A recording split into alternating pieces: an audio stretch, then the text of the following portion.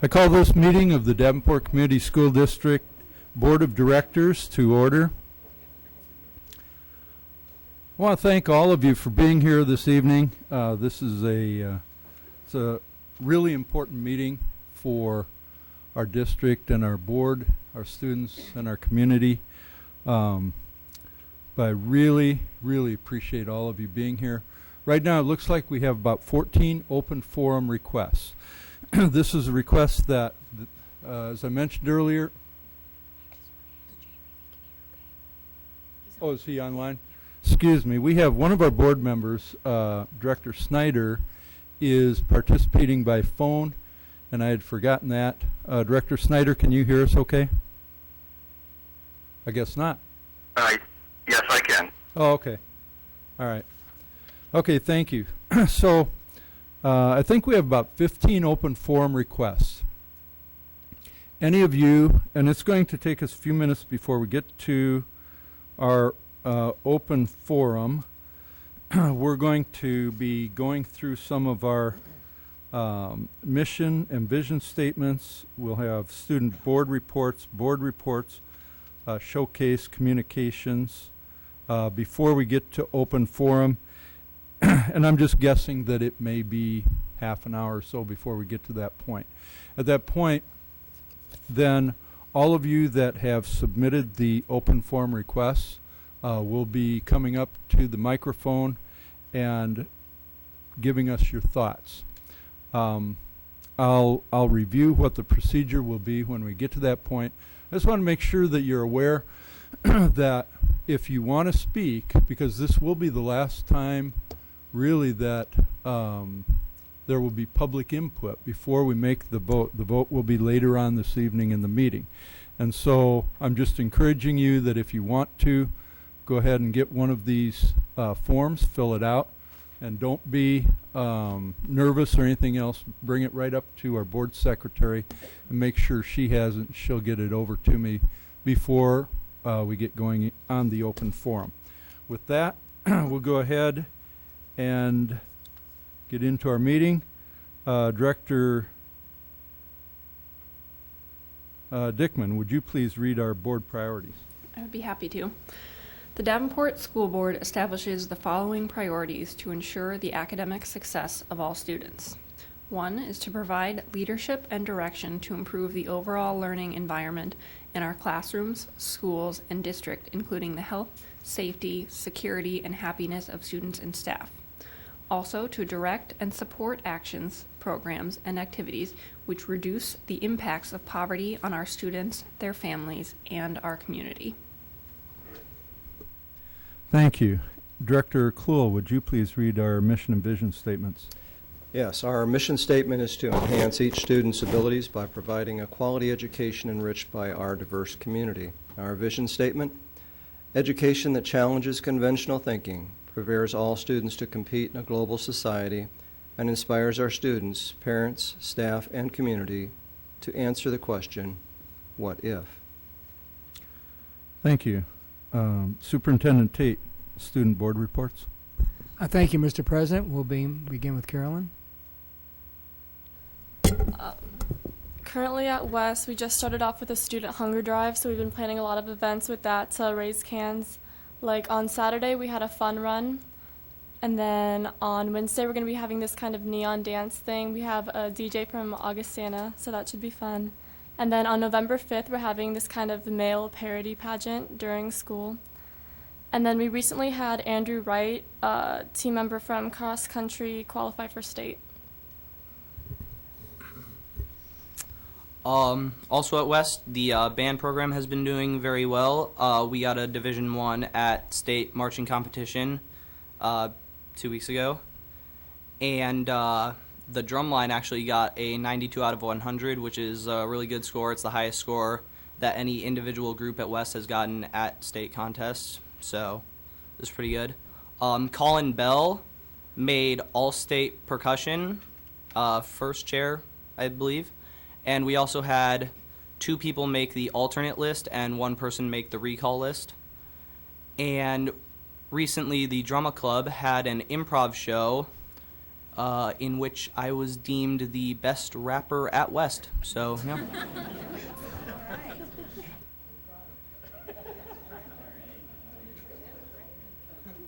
Congratulations.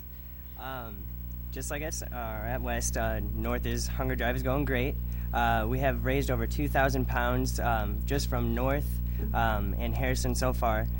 We still have Wood, Adams, Truman, Fillmore, and some of Harrison left, actually. This Friday from 2 to 6, we're hosting a family day where there'll be bounce houses and carnival games and much more to promote the Hunger Drive. That's for everybody to come to. It's $3 or 3 cans to get in. North's football team is in the playoffs for the first time in school history. So, go Cats. And then 11 students from North made Iowa All-State show choir.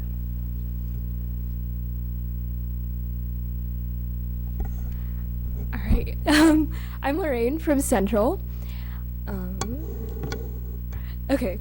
So this past week, our top band, the Wind Ensemble, performed alongside our orchestra on Tuesday, and this was their first concert of the year. And then the Marching Blue Devils, 2 weekends ago, they placed third at the Mid-Iowa Band Championships, and they also took home a Division I rating at the IHSMA state contest. And then this past weekend, they performed along the sidelines of the Lagomarcinos annual Coco Bino 5K. Junior Nate Traswich was selected to the all-conference cross-country team. And then senior Emily Delman competed in the head of the Charles Regatta in Boston and won, and this was a national competition.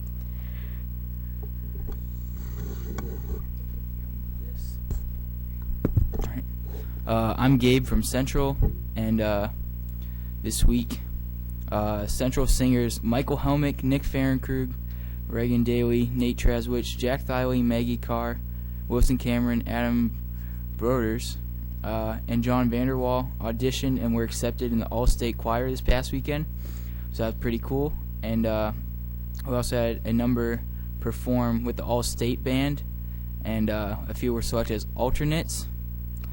And our Blue Illusion dance team, 2 weekends ago, the boys team placed first in their division, while the girls' pom routine placed fifth, and their hip-hop routine placed second. And this past weekend, the girls' team placed first within the hoop division, and first in the hip-hop division, and fourth in the pom routine. And we also want to comment, we like your haircut, Director Cool.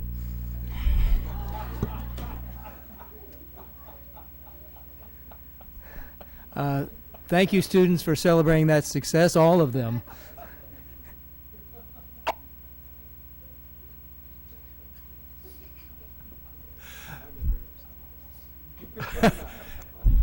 You did a great job, Gabe. Thank you. We'll move on to board reports. Are there any? Director Hayes. I've had a busy couple weeks since we last met. I attended the intergovernmental meeting with the city officials. Also, I was able to go to Garfield to the Title I Parents Night Out to explain the new math curriculum and the Boys Town overview, which was offered to the title schools, and was just happy to see that the parents were incorporated in learning tools and rewards that could be given to students to practice the model at school and also at home. And there were like little posters that they can hang around so the children are reminded of what they're doing at school. Also, they could reinforce it at home as well. We had our first poverty committee meeting here with Dr. Tate, and we set some pretty solid foundations for that. And our first community meeting will be held on December 14th, and I also was able to attend the Iowa School Board orientation. Great. Thank you very much. Any other reports? Director Gosa. I would just like to acknowledge all the youth sports football players for the 3rd grade through 6th grade. They did great this year from Central, West, and North all year. I know the North team, we're going up to Cedar Rapids for a 2-day tournament this weekend, so I just wanted to say thanks to all the coaches that volunteer their time and everything, and the kids for putting in hard work out there. Okay. Thank you very much. Any other reports? Mr. President, Yes, Director Snyder.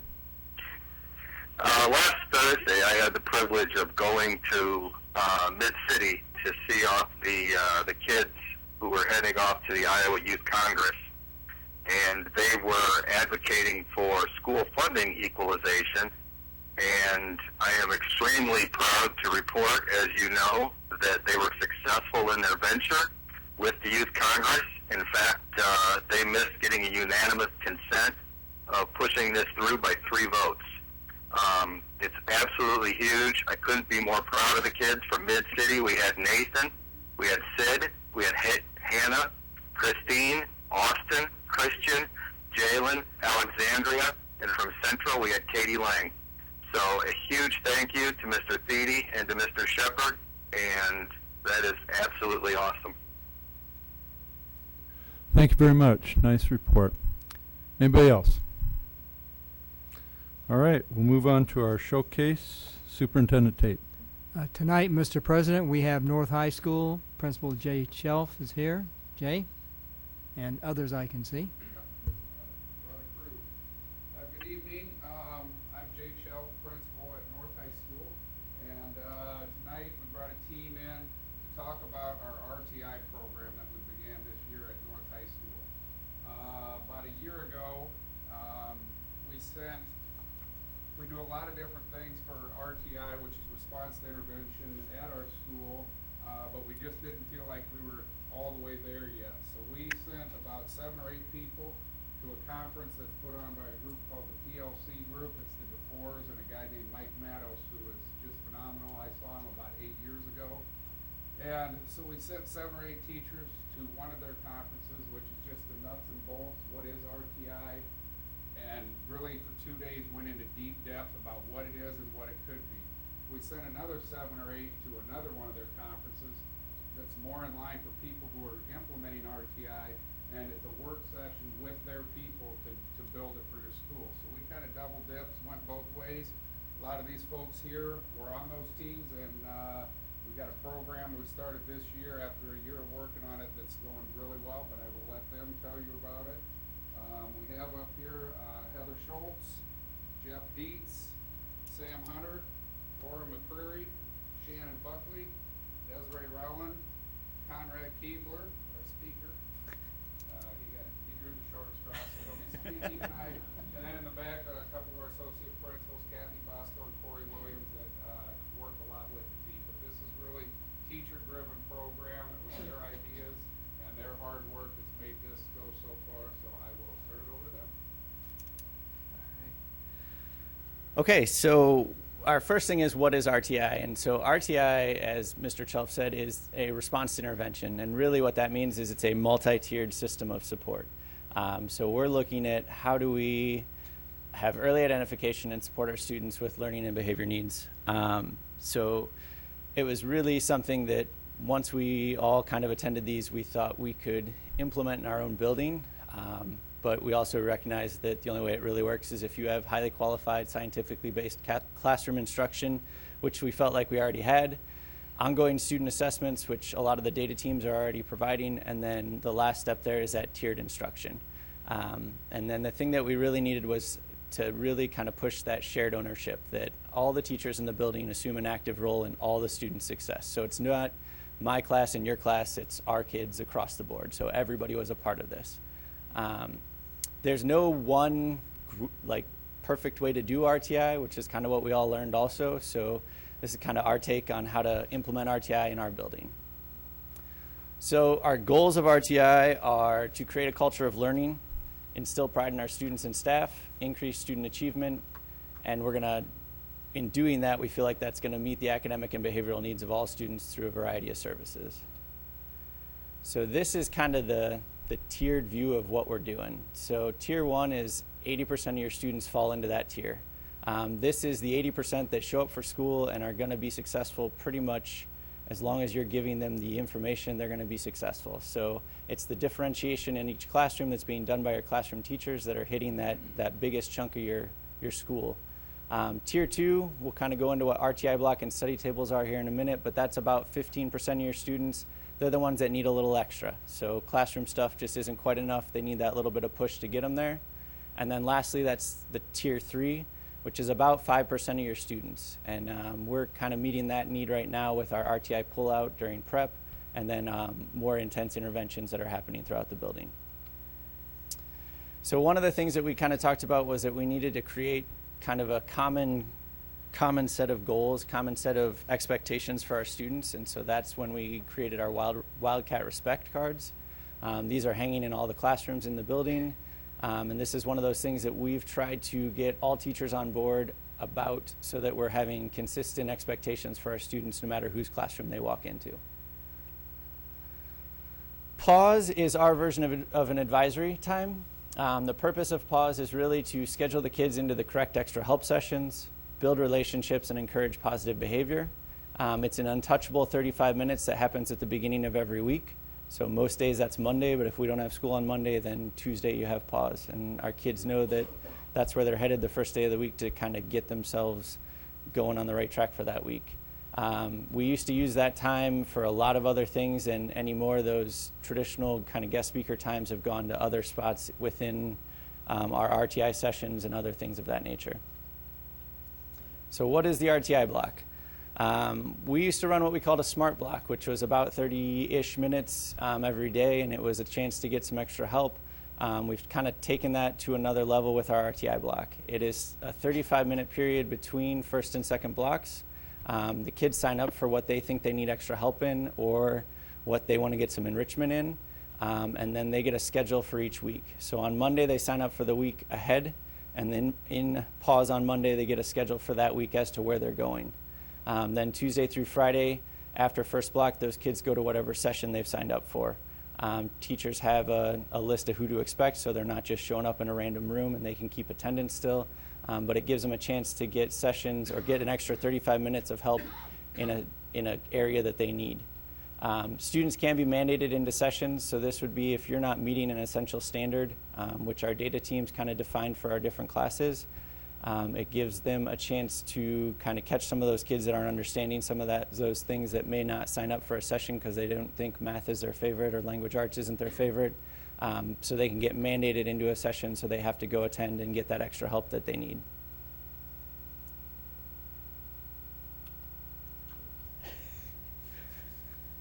Wildcat Way cards, this is another part of our positive behavior. So in your Pause, one of the other things that you do every week is you fill out your Wildcat Way card.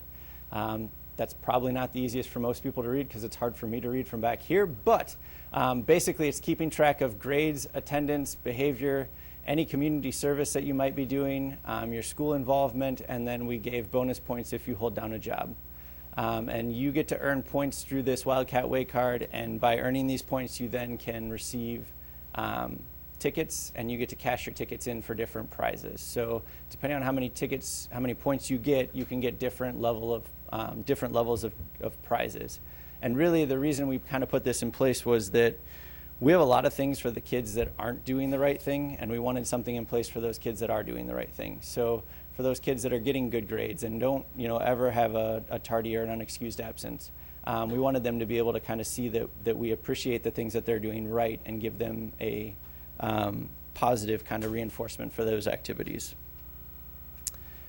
Study tables is another part of our RTI. Study tables happen every Tuesday and Thursday after school. They're staffed by certified teachers from all the core subjects and some of the electives. These are teachers that are volunteering their time to come in and give some extra help. We've also mandated that students in extracurricular activities that are receiving a D or an F have to go to those study tables and get extra help in those classes that they're not doing as well in. That doesn't mean they're the only ones there. They're open to all students, so anybody can attend those sessions. But they've been a great way for students to get some of that extra help where they're not, maybe it gives them a chance to go work with a different teacher than the one they have for class. Our RTI prep duty. So we've taken our 30-minute prep period, our daily 30-minute prep period for our teachers, and turned it into an RTI prep duty. What this means is instead of having 30 minutes where you're covering a hallway or a doorway, you're actually working with another teacher in we kind of focused on our 9th grade classes. You're working with a teacher and you're actually either pushing into their class or you might be pulling some kids out to give them some extra help so that they can meet some of those essential standards again, or maybe it's a topic that somebody missed The RTI teacher is providing those interventions, but it's the teacher in the classroom that's kind of identifying which students need to go with that RTI teacher. And lastly, this is kind of our overview. So our response to intervention, we feel like it's kind of like an umbrella. It's catching all of these different things. So it includes the pause, the RTI data teams, the RTI block, our study tables, and then any other parent meetings and kind of contacts we're having. And that's, in a nutshell, what we're doing with RTI this year.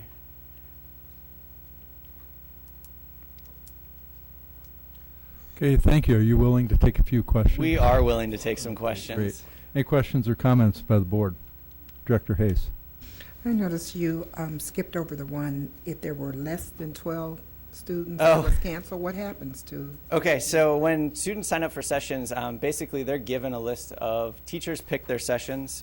So the teachers set up their sessions through their department chairs. So they kind of work as a team to figure out what the needs of the students are for the upcoming week. And then we're offering those to all students. So what we end up happening though is, for a logistic purposes, if you get under the number, we kind of picked a random number of 12. If you're underneath that number, it creates a much bigger challenge for those other sessions because they get a lot bigger. So when that happens, that teacher either gets reassigned into another classroom to help out, or some of those get turned into study halls where they can also still focus on the kids that signed up for their session, but they still have some other kids that they're in charge of. Director DeSalvo. Thank you. Do students ever mentor or help with other students, or is it faculty to student ratio? I mean, do you ever allow that? In what setting? Study table? At study tables? That would be a question for one of the people that goes to study tables more than I do. We do have students that volunteer to help at study tables. Okay. Has that been successful, you think? Yes. Okay. Good. Thank you. There are always staff members still in course. Sure. Sure. Help. Sure. Okay. Thank you. I would check. Last Tuesday, we had 105 kids at study tables, which it's after school, it's on their own time, but we had 105 show up, which is great. This team does a great job motivating kids and getting them to get some help. And that was finals week too. So that's key though. I think that's very important because that's a great opportunity for those kids to go get that help and to make sure they're prepared. So I think that's great. And honestly, that's really what we're trying to do is just let kids pick where they want to be, but also make sure kids get where they want to be. And during finals week or during any week, rather than, we used to take that time. If it was Monday, you went to first block. If it was Tuesday, you went to second block, and you had a lot of kids that just didn't need the help. And so rather than send a kid to my second block class that was getting straight A, 100%, why not send that kid to a class where they're maybe struggling, maybe 3 days in a week? And all of a sudden, by taking that extra 35 minutes for 3 days a week, now instead of 5 class meetings, 5 blocks in a week, that kid has actually gotten 6 blocks of instruction in that subject area, which, over the 9 weeks, now all of a sudden you're looking at lots and lots of extra time, lots and lots of extra time. Anybody else? Director Dickman. I was curious if you've gotten feedback from the students, both the ones who were struggling and the ones who are already in the 80%. We're actually doing a survey this week, so we have a pause all week this week, just because it's a short week and it's the beginning of the term. So we're actually, part of their stuff they're getting done this week is a student survey that they're doing this week. Okay, I would love it if you would communicate that with the board when you get the results in. Anybody else? Director Kluhl. Director Dickman led us in a book discussion earlier this afternoon on Creating Innovation by Tony Wagner. And we talked about it a little bit. One of the issues that he brings up is the importance of intrinsic motivation. Now, I know you've got these extrinsic motivators here, but could somebody talk about what it is that leads a student to want to do this intrinsically rather than through extrinsic motivation? I know this is a question you never expected, but without the book report tonight, I mean, I wouldn't have asked this question either. I can try to address If you, any of you that need to address, can you get to the microphone? Our other board member can't hear you when you're speaking out here. I will do my best to address that. I think that's the challenge in education today, is finding that intrinsic motivation. And I think part of the RTI block, it gives the kids a choice to go where they need to go to get the help. For example, I had a kid that's a straight A student, and when we started doing the RTI block, she got to pick band or choir to go to the classes that she could prepare for All-State, which she made. And so it was a benefit for herself, and she took that upon herself to make those choices. Now we're gradually seeing more and more students make those choices on their own because they need that help. I have a student that was failing last term, and he willingly picked biology for all of his RTI sessions. Not because I forced him to, but because he knew he needed that extra help.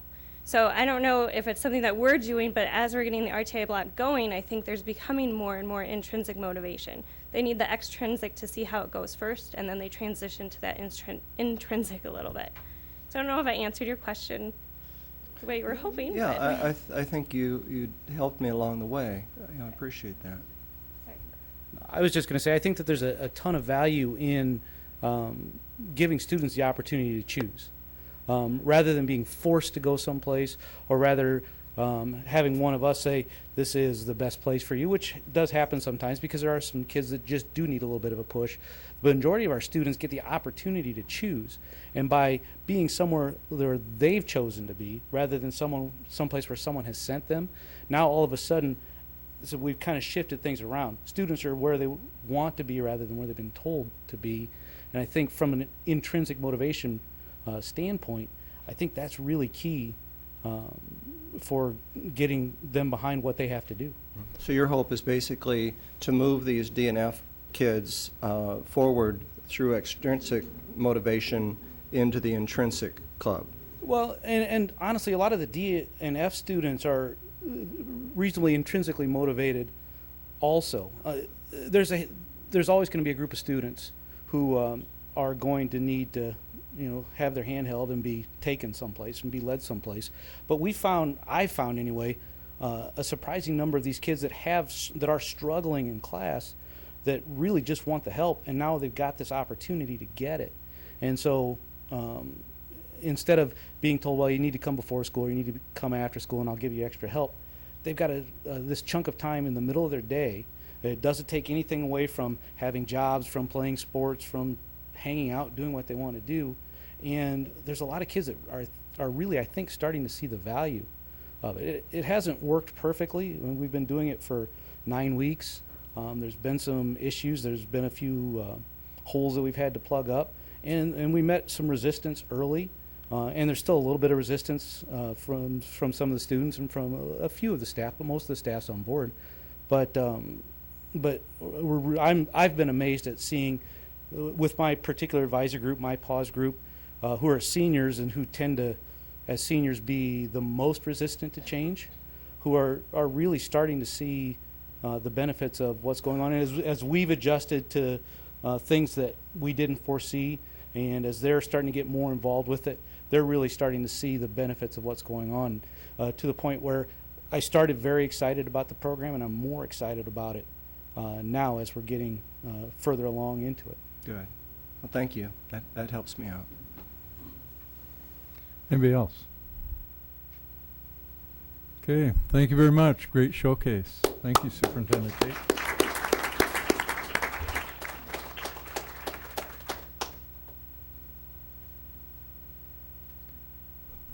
Director Gosa, would you please read our upcoming events? October 29th and 30th, there's no school parent-teacher conferences. November 2nd at 5 p.m., the board book discussion session 2. November 2nd at 5:30, the committee of the whole meeting, ASC Jim Hester boardroom. November 3rd at 3:30, legislative advocacy meeting, ASC executive boardroom. November 4th, 4 p.m., policy committee meeting, ASC executive boardroom.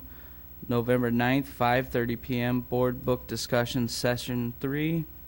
And November 9th at 6 p.m., regular meeting. November 11th, closed. Veterans Day, November 23rd, 6 p.m., regular meeting, ASC Jim Hester Boardroom, November 26th and 27th, closed for the holidays.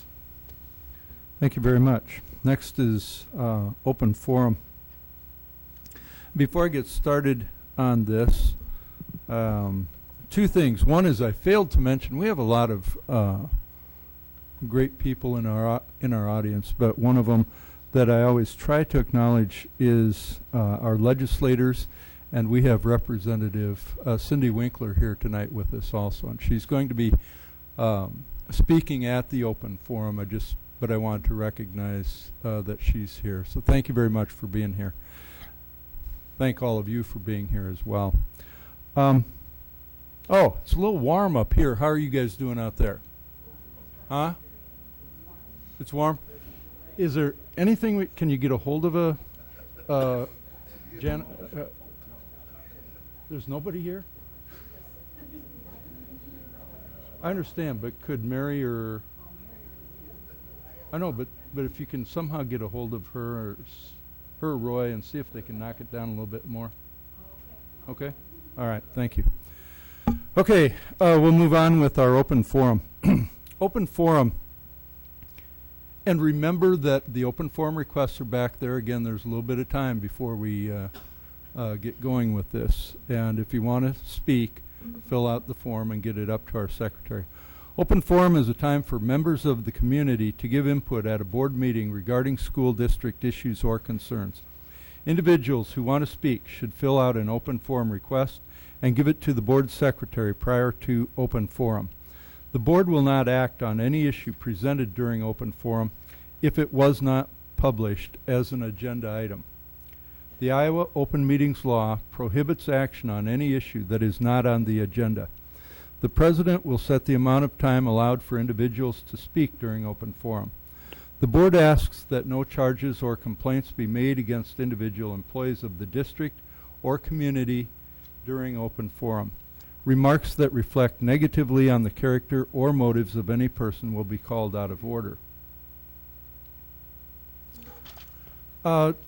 Tonight, this is an important issue that we're going to be discussing. Normally, we allow 2 minutes at open forum. I'm going to allow 3 minutes tonight, and we have, I think, about 15 requests. So some of you don't need to use all 3 minutes if you don't need them. No, you only get your own. Very innovative. So, however, if there's somebody that wants to speak right behind you, have them fill out another open forum request. So we'll get started. I'll read a few of them so that you're kind of ready, and you'll come up in this order. When you come up, give us your name and address at the microphone, and one of our administrators will be keeping track of the time. When you do hear that note, just try to wrap it up.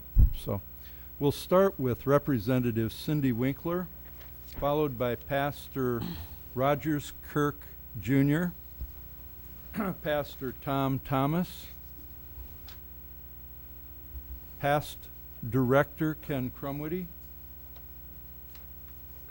Janet L. Woods Bragg. Let's start with those. Representative Winkler. Thank you, President Johansson. Cindy Winkler, 630 Court in Davenport. 30 Court is at the end of 4th Street, where 4th Street runs into Telegraph Road. So Monroe, Smart, and West would be part of the attendance centers where I live. I feel that we've come to the point where kind of the point of no return in regard to closing J.B. Young.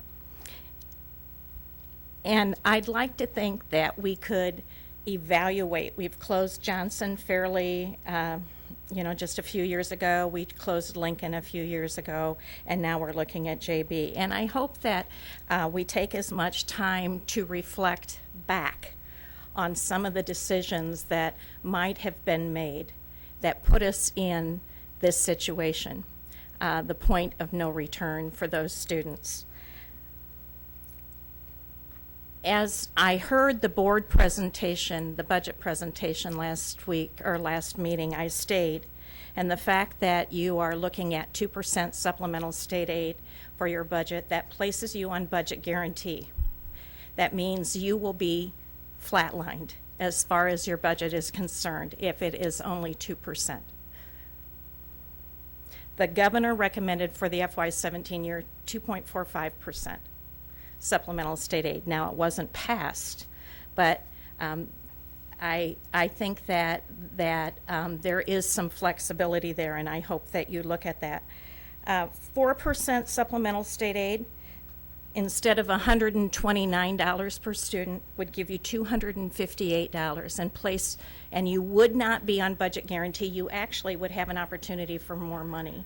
I hope that you use the budgeting process to advocate for adequate funding for schools. I hope that you also look at the interest that the closing of JB has created and take the opportunity to be more to build a coalition of strategic planners outside of the school district. This is the central corridor of the city, and it troubles me that we are hollowing out that area. We don't know for sure what the plans are for JB if you choose to close it, but I think city officials, the faith community, the business community should be involved in next steps, not only for the use of JB, but also for our schools in general. And as always, I'm more than happy to help. Thank you.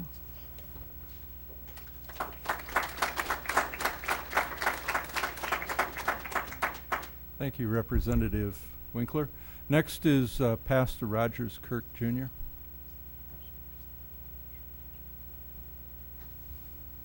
Good evening to Superintendent, to the Board President. Just wanted to make a few remarks concerning I need your name and address before you Rogers start. Kirk, pastor of Third Missionary Baptist Church, 222 West 14th Street, Davenport. Appreciate the opportunity just to share some concerns that I have about the possibility of closing the J.B. Young School. One of the things that I look at from the perspective, I understand Representative Winkler's from the budget perspective, but I look at it from what I hear from the parents, the inconvenience it would be to for them to have to move their kids or to bus their kids to another school. I hear from the perspective of the history that J.B. Young has in this community. I look at it from a lot of perspective, but mostly from what I hear from the parishioners in the church that I pastor. They are overwhelmingly in support of J.B. Young remaining open. And I'm hoping that as this board begins to deliberate, that they will take into consideration not just from a cost or budget perspective, but to look at what the community wants, what the people in the neighborhood want, what the parents whose kids go to that school, what they want. And overwhelmingly what you would discover is that they want the school to stay open, not only from the hardship perspective to move them, but the history that that school have for so many in our community. So again, I'm asking that you would, in your deliberation, really to take in consideration what the parents of those kids would like. Thank you very much.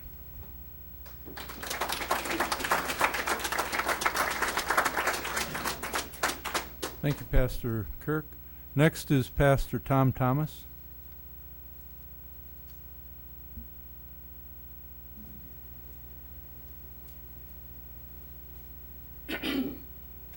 Good evening, everybody. Pastor Tom Thomas, 2324 West 54th. Been thinking about this closing for quite some time. I keep hearing budget, I keep hearing failure, and I'm a person that totally believes that you can overcome failure any given day if you're given an opportunity to do that. In closing the school, what kind of statement will we say to these children? Are we saying we care? Are we saying we still love and concerned about their education? Or are we saying we just give up? There's nothing else we can do. If the school's failing, which I heard on the news someone say, who's the problem? Where's the problem? We don't want to pass the buck, but you have to look at, are the leaders failing? Are the teachers failing? Are the administrators failing? Are the parents failing? The children. The children are the most important thing over money, over anything. These kids, I pastor these kids in this neighborhood, and I've asked them on Sunday about the closing of JB, and a lot of them had tears in their eyes because they didn't know what was going to happen, something big and hard for them to handle. So me as a spokesman, I just believe that there has to be a turnaround point somewhere. There has to be a way to reconcile and rebuild JB Young. What I don't want to see is us destroy the future testimonies of these children that come out of JB High School. To be able to say, I survived the struggle at JB High School against all the odds. I made it through there. They'll be able to pass that testimony down to other young people that are struggling. I heard them say they put these programs in these different schools to help these kids that are struggling. Why can't we put those programs in JB? I heard them talk about the engineering program. Excellent. Why can't we put that engineer program in JB? Why can't we put programs in there to bring these kids up to the level where you say they need to be? Dr. Tate, I seen you take a stand and say, I'm gonna take this money, whether it's breaking the law or not. That same money, wherever it's at, you're able to say, I'm gonna take this money and put it in JB. There has to be a meeting place. There has to be a way where we can keep these kids in this area, where we pastor, where we teach them, where we're trying to help them stay out from downtown, out of prisons, out of group homes, and rebuild them from the inside out. That's what I want to see happen. Let's turn this around where we can stand and say, you know what? We had a strong odds against at JB, but we was able to stand it. We was able to go through the storm, and we was able to keep JB open, and now we got some successful young men and women from JB and from this community, and now they're growing strong in other parts of the community. Thank you.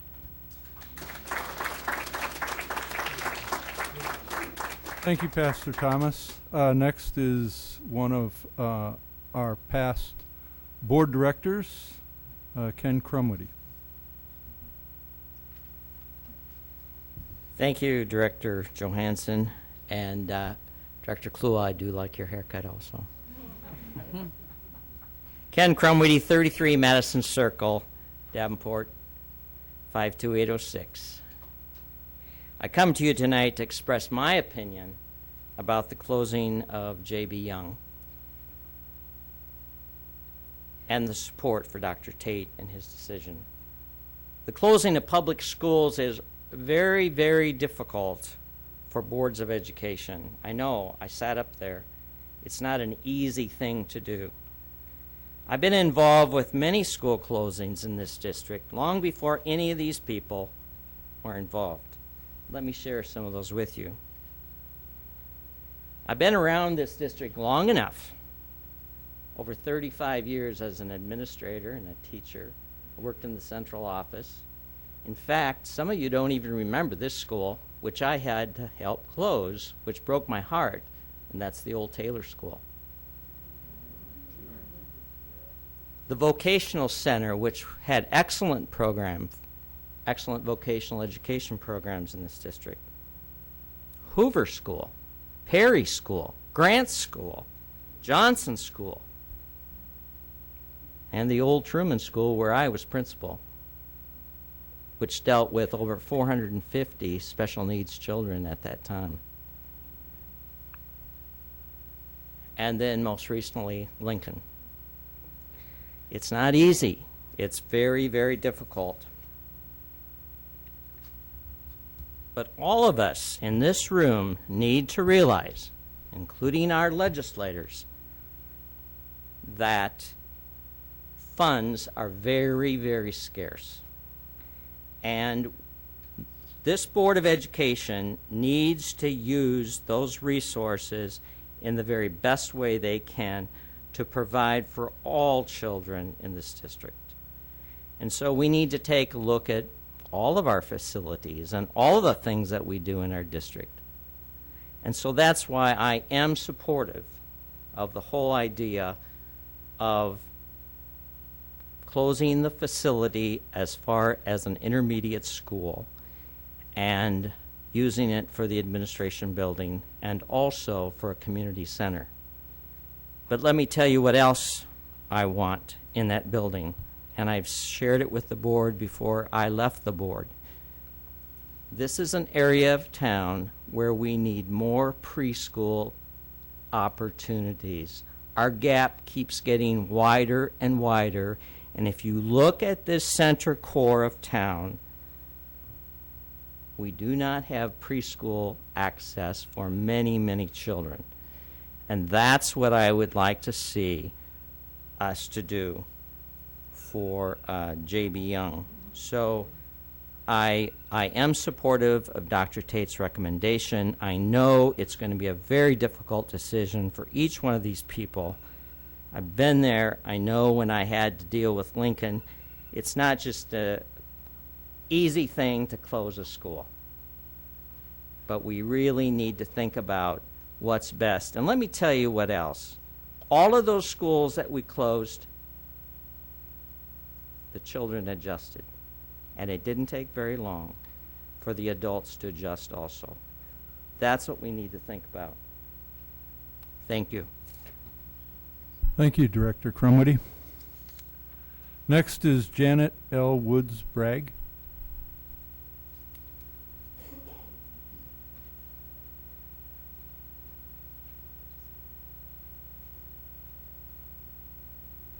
Good evening.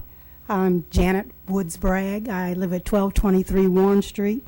I am a former student of J.B. Young. I'm a former teacher of J.B. Young, just to let you know. And I do have something to read from Leslie Kilgannon. She's the Executive Director of Quad City Interfaith. This is October 26, 2015. Quad City Interfaith, QCI, joins the many voices in our community asking the community school district to reconsider its proposal to close J.B. Young School. As a faith-based organization, we are called to be our brother and sister's keeper, speaking in support of our neighbors when a decision such as closing of J.B. Young will negatively impact the stability of students, families, and neighborhood. We agree with so many in the community that the closing of J.B. Young would undermine the progress the area has made in the revitalization of the Hilltop neighborhood. Davenport Community School District is responding to fiscal concerns by closing a school in a lower income area, which will disproportionately impact children and families of lower incomes. Those impacts include placing another burden on working families with children by sending children to school even further away from their neighborhoods. Some already struggle to get their children to school on time, and sending them further away places a vulnerable population at a greater risk of dropping out. QCI advocates a community-based approach to reinvest in J.B. Young through the exploration of business and community and faith partnerships, putting to use the many resources we have in this neighborhood, like the YWCA, the Boys and Girls Club, St. Ambrose University, St. Paul's Lutheran Church, To suggest a few, we support innovative solutions such as J.B. Young providing wraparound support and services for students and their families so the school can remain an anchor for the community. We need to organize for changes at the state level, organizing for additional funding in Des Moines and locally to support operating a quality school system. It is now that the Davenport School District has the opportunity to recommit to build sustained partnerships and to challenge the community to join with it in reinvesting in J.B. Young School. We urge the district to reinvest in rather than disengage from this school. We call on the Davenport Community School District to recognize J.B. Young as the neighborhood anchor and asset that it is and keep this school open. Sincerely, this is from Leslie Kilgannon, Executive Director, and Quad City Interfaith Board of Directors. And everyone in here that has a t-shirt on, stand up in support of this Quad City Interfaith letter, please.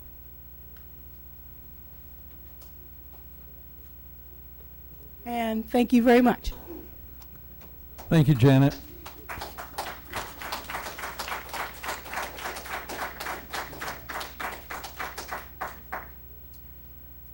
The next few will be Rosie Terrell, MacArthur Anderson, Clyde Mayfield, Reverend Dr. Melvin Grimes, Minister Ralph Kelly.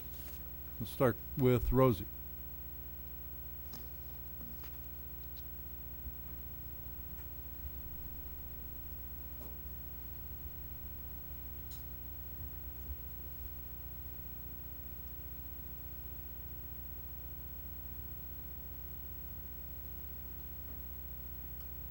Hello, I'm Rosie Terrell, and I live at 1804 East 14th Street, Davenport, Iowa. My church is Third Missionary Baptist Church. You know, I thought about this for a long time, and I was thinking about this school. And I have 11 boys and the mother of 5 girls, and I have 13 living. And some of those kids went to JB. And all of my kids have went to college, and they went through JB.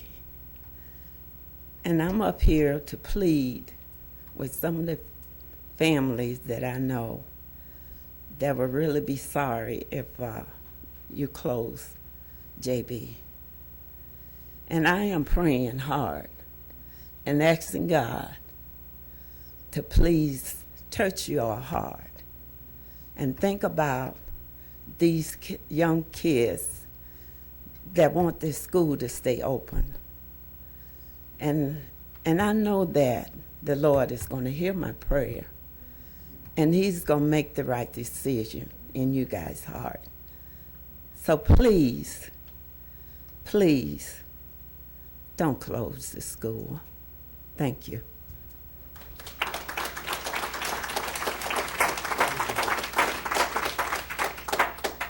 Thank you, Rosie. MacArthur Anderson.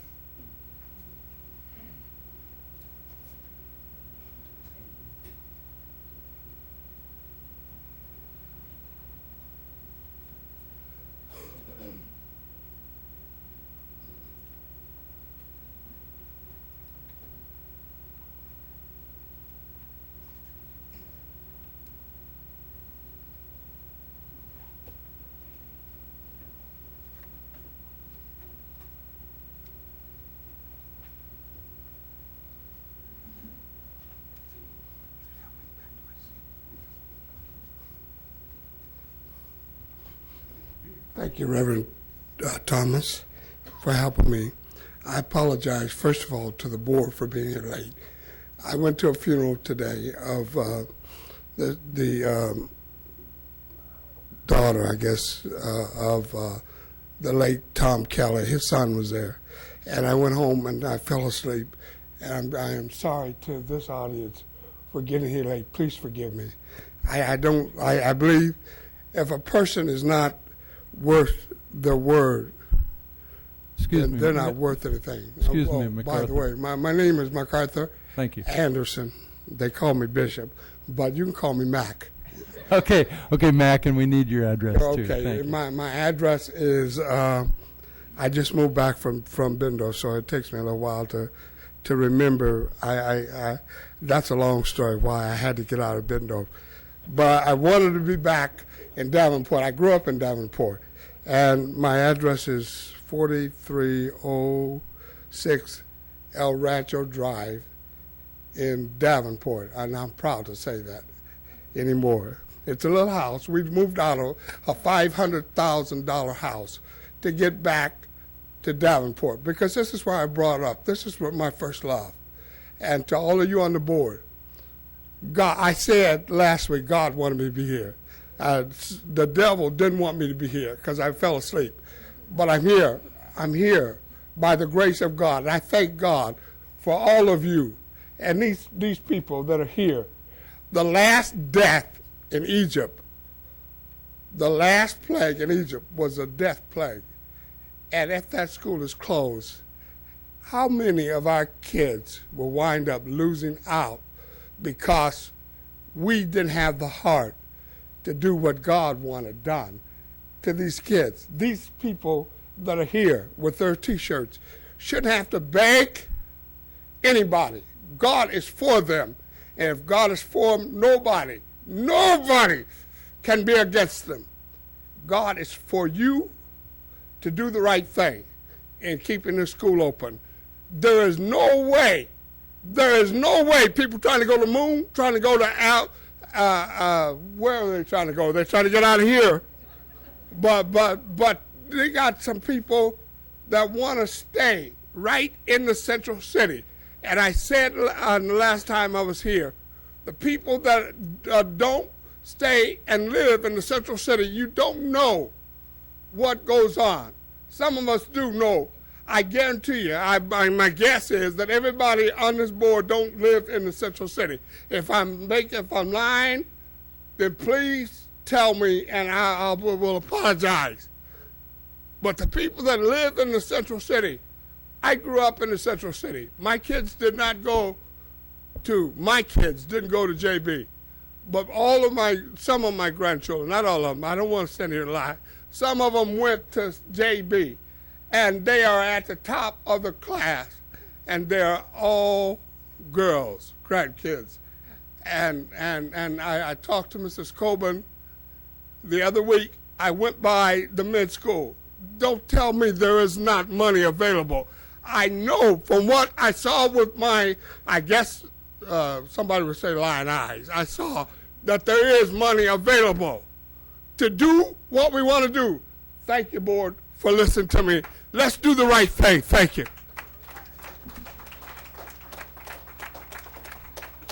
Thank you, Mac.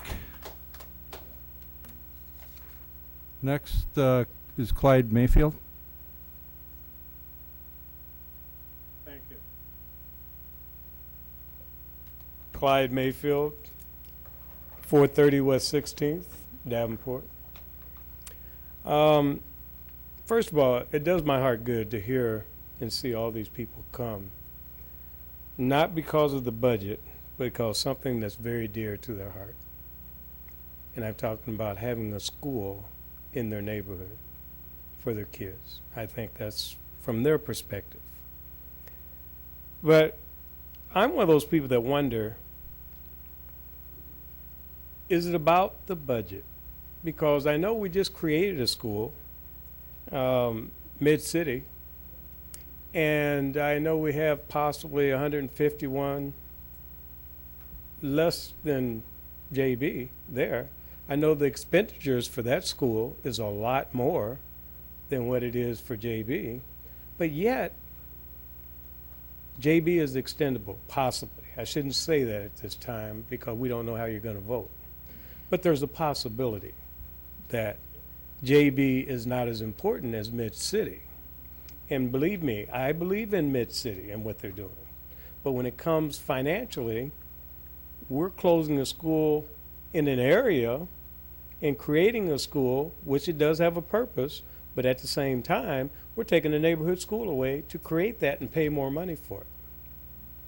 You know, when we talk about $11 million that have been spent at JB, I think sometimes we fail to mention the fact that the same type of results did not happen at JB as happened at the other junior high schools. We've been over that, I know that. But when I look at Children's Village and the type of money that we spend there, per capita again, we're spending more there per child than at JB. Then I look back at JB and say, why is JB not as important as these other two schools? Why is the community where those kids coming from, why aren't they as important as these other schools? Well, you know, I think all children deserve an opportunity. But, you know, it's like my kids should get, and I'm saying my kids have gone through school, but my kids had the means to do other things. Other people don't have those means to do it. That means if we're all in it together, then we take care of those that do not have. You know, you put these kids on a bus, but other kids that live in other neighborhoods, if you told them they had to come to JB, their parents would probably drive them there in cars and drop them off. We don't have that option here. I think that the board does the best it can financially, and I think that's important to be fiscally responsible. But I think we had to be humanly responsible as well. And look how it impacts lives. How does it impact people? We know that if you have the will, that you can make JB work. We know that if you have the will, that the money will come eventually, and if the money is not there now, you can find a way to make it work. We should not pick on those that are the weakest in any way and say, let's eliminate that because that's easier to close than Mid-City or the Children's Village or North High School, which at one time didn't have enough students. But yet we pick this school out and say, look at the money that we could save. I think you can do that and look at the statistics from any perspective you want, the numbers, and justify it. I hope you justify keeping JB home and say that community needs a school. Thank you.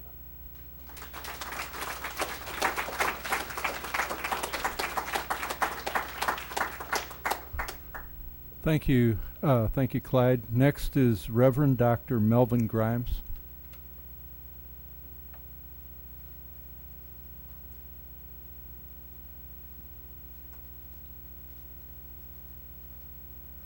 Good evening. Dr. Melvin Grimes, 222 West 14th Street here in Davenport, Iowa. I'm also the educational chair for the Metrocom Branch 4019 of the NAACP. Education means a great deal to me.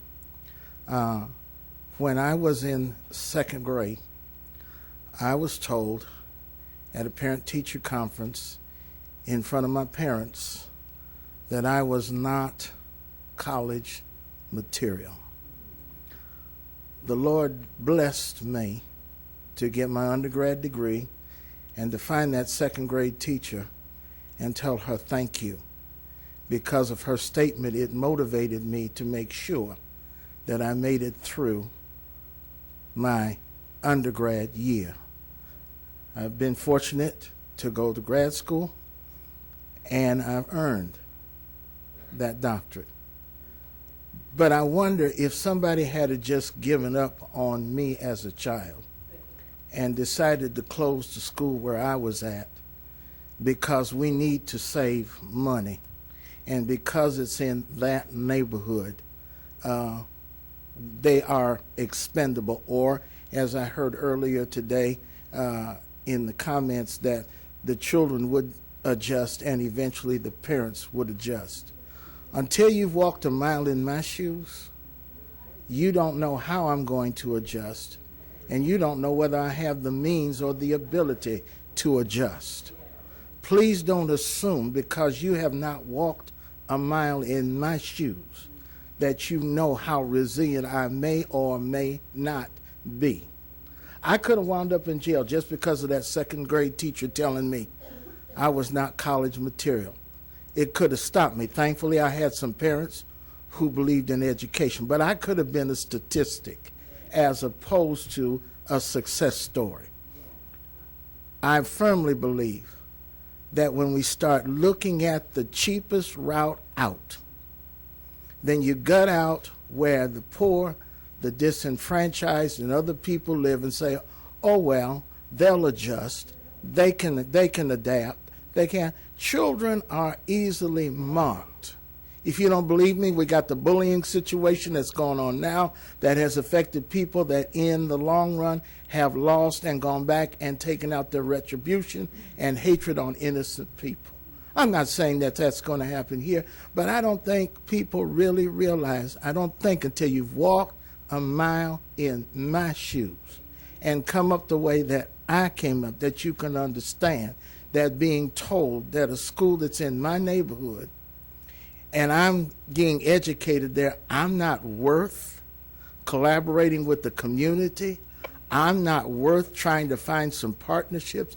I'm not worth being creative. I'm not worth, rather than deal with what the problem may be, whether it be teacher, student, administrator, and I've always looked at the fact that it's in all three,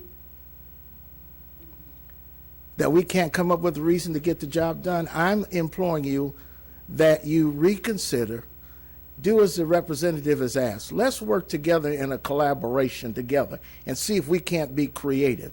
I've always learned one thing, and I'm done now. If I want something bad enough, I can find the money to buy it.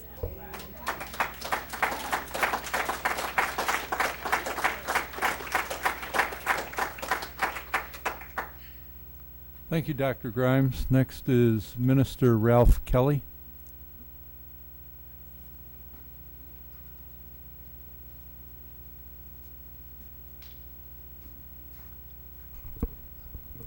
Hi, my name is Ralph Kelly. I live at 223 East 15th Street here in Davenport, Iowa.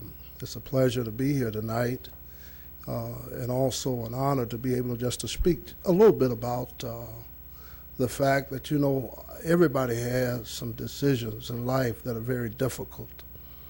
And one thing that I've noticed in the last 5 years by living in the Hilltop area is that the poverty level is very high. The crime rate is enormous. And, you know, sometimes people can feel as if, as many have said tonight, that we are turning our backs on those situations. But I do believe, as many have said also, that education is the key.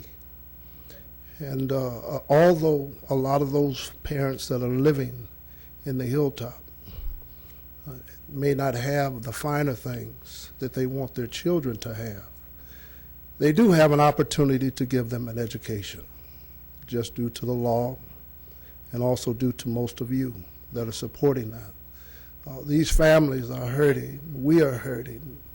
The voices are crying out. They might not be represented here tonight because they have other obligations. They can't take off of work. They can't afford a babysitter. There's many reasons why the room is not overflowing, but I'm thankful that we have a lot of folks that are taking out a few minutes of their time tonight. I hope you take that into consideration because I do remember that I'm sure there was a time when most of us didn't have a night to ourselves. We had to be somewhere else because of obligations. These families are hurting. The children are hurting. We're hurting because they're hurting. If you don't believe that, as Pastor Grimes says, walk a mile in some of their shoes. When they lay down to go to sleep at night, they have to worry about watching out who's going to come in on them. They have to worry about getting themselves prepared for school the next day. They have to worry about what they're going to eat and how they're going to eat, because a lot of times the food is not there. The family can't afford it. So we have to take in consideration somebody else's disadvantage instead of looking at our advantage. I don't have a suit and tie on, but guess what? I can wear one if I want to. Thank be to God that He allowed me that opportunity. But You have to give a little in life in order to get a little back in return. You might not live here, but you work here, you visit here, and you should care about those that are here. Thank you for your time.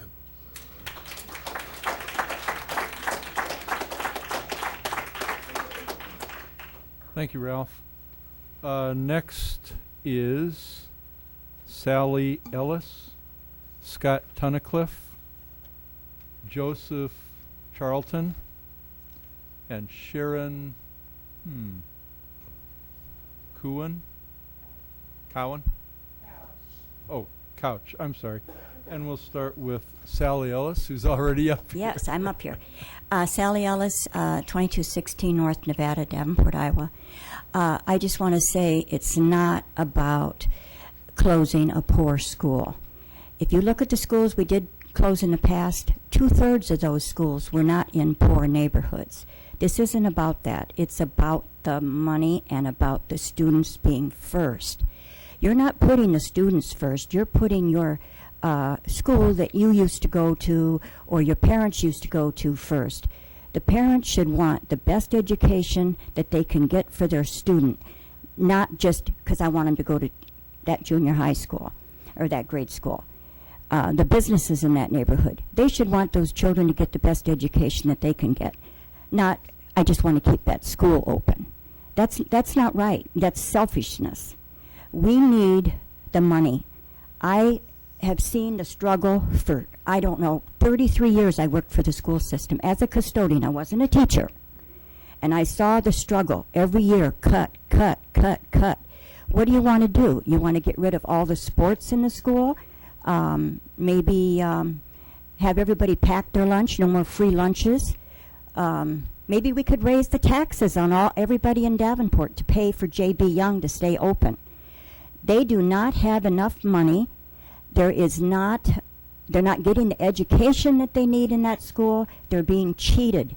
If I was a parent, I would want my child to get the same education that Eisenhower kids are getting, or North High is getting, or West High, all the schools. I would want the same, and you're going to get the same if they close that school. You're going to gain a community center. A community center would be wonderful for your neighborhood. It would be a place for you to go. You have a gym. You could have basketball. You could have all kinds of things. And the preschool, that's a wonderful idea. I worked in the schools. I saw what went on. You know what they used to call kindergarten? Kindergarten circus. And you know why? Because half of the kids did not get to have preschool. So when they came to school, they weren't ready.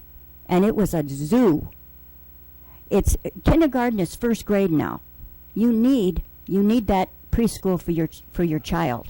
It isn't about, well, I want them to go where I went when I was that age. No, that ain't going to happen. We're down at least 700 students from way back. We're never going to get them back. They're not coming back. We're hard up. They have cut and cut and cut. There's nothing more they can cut. They have to close a school. I worked in a school that they closed. We cried in the hallway. Every night after the children left, we cried. All the teachers cried, I cried, bawled about it. It was very stressful. But you know what? Those kids moved on. It's the parents that don't want to move on. You know, kids adjust. They adjust quite well. And they will get the best education they can get, and then they will be able to go to college. But if you keep them there and expect them to throw millions of dollars into that school just to keep it open, and they're going to be deprived of the education that they need to go on to junior high and high school. Thank you. Close it, and let's get on with it. Let the parents move on. Everybody move on. Thank you. Thank you, Sally. Next is Scott Tunnicliffe.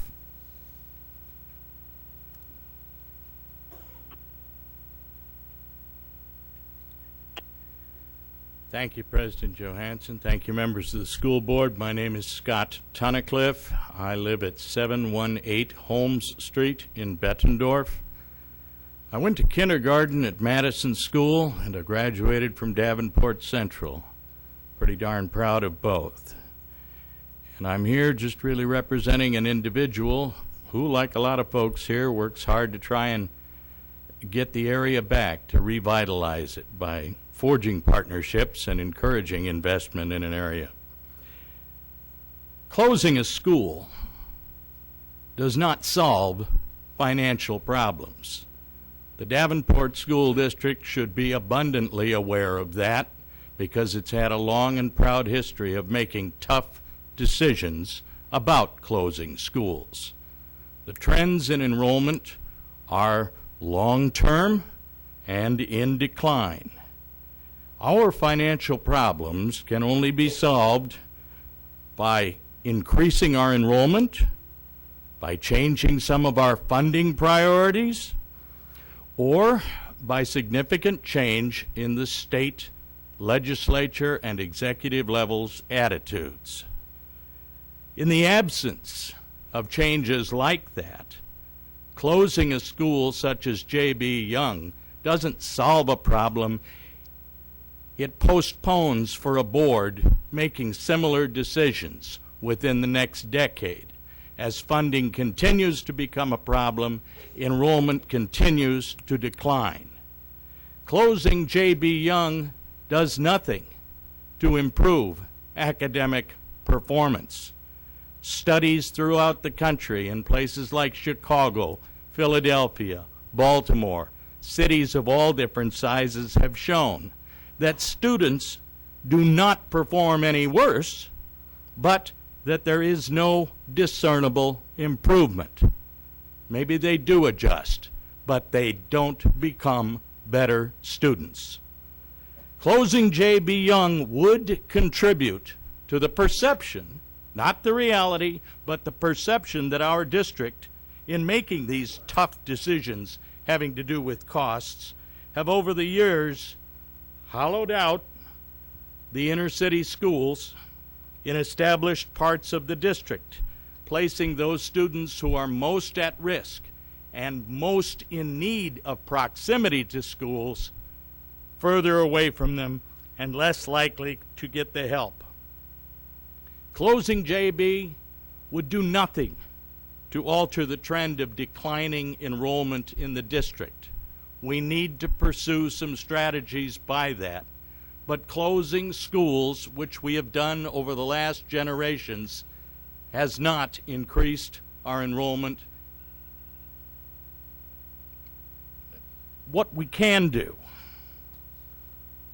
would be, if we postpone this, it would allow for the formation of a group of creative problem solvers drawn from within the district and throughout the community, to give them time to establish a sort of a joint use partnership that would identify reasons why some schools are succeeding and some are not, and craft strategic solutions for the betterment of the entire district.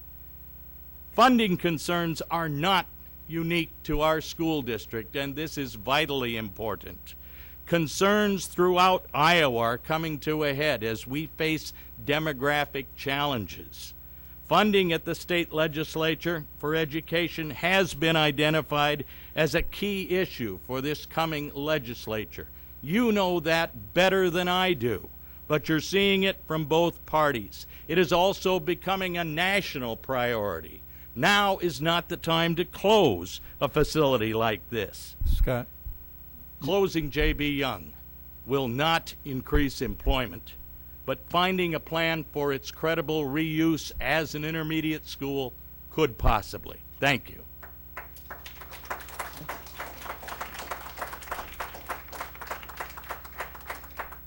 Thank you, Scott. Next is Joseph Charlton.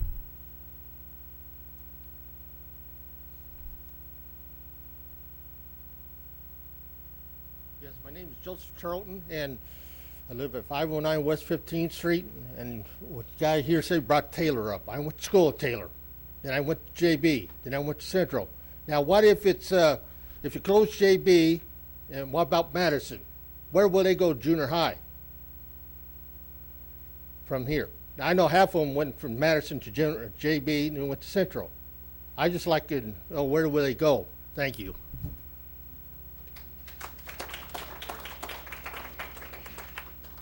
Thank you, Joseph. Next is Sharon Couch. I apologize. I'm just not reading correctly tonight.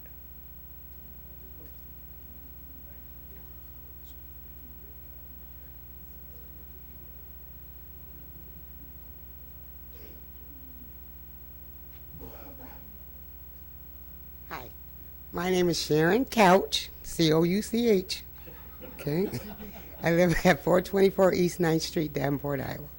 I just have one question. You say it's going to cost like $11 million to bring JB up to standard, but why is it you're spending $20 million at Central, and then you're spending more money at other schools? That I don't understand how JB's not just important. If you're going to spend $20 million here, you don't have the money to spend at JB? Okay, and what is the $11 million for? Okay, is that repairs? Is that for a new gym? Do they need a $5 million gym? I'm just asking. During open forum, we aren't really allowed to respond to your questions. However, there's going to be discussion later where I would imagine those types of questions would be addressed during our discussion. Okay, thank you. Thank you, Sharon. Sharon Couch, thank you. All right, getting down to the last few here. We have Vera Kelly, Dave Thiede, and Toby Payon.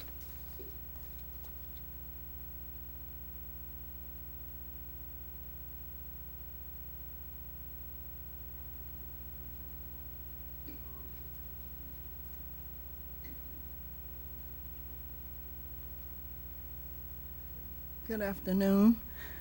My name is Vera Kelly. I stay at 4415 Jersey Ridge Road in Davenport, and I'm also the president of the MetroCon branch 4019 here in Davenport. And I'm a member of Third Missionary Baptist Church. I've been coming to the school board for the last 40 years, and it is a tough decision to make. Even though I don't have no kids in the school system, all my kids are grown. I don't have grandkids, but I do have cousins and friends that goes to Third Baptist. And I try to pave the way, and I try to make decisions when they ask me questions, and I'm just so happy tonight that a lot of the parents has come out, because I said, you don't know if you don't go. And my thing is, you know, you do need a school here in the Hilltop area, because it's not about being poor or being rich, but then you, as a school board, should be able to come to some kind of decision so you can help everybody. Everybody don't have cars. Everybody don't have a decent place to live, but they do have a place to send their kids to school. And if you close JB, there's parents that do not drive, the kids get sick. What you gonna do? They don't want them at school. You can't go pick them up.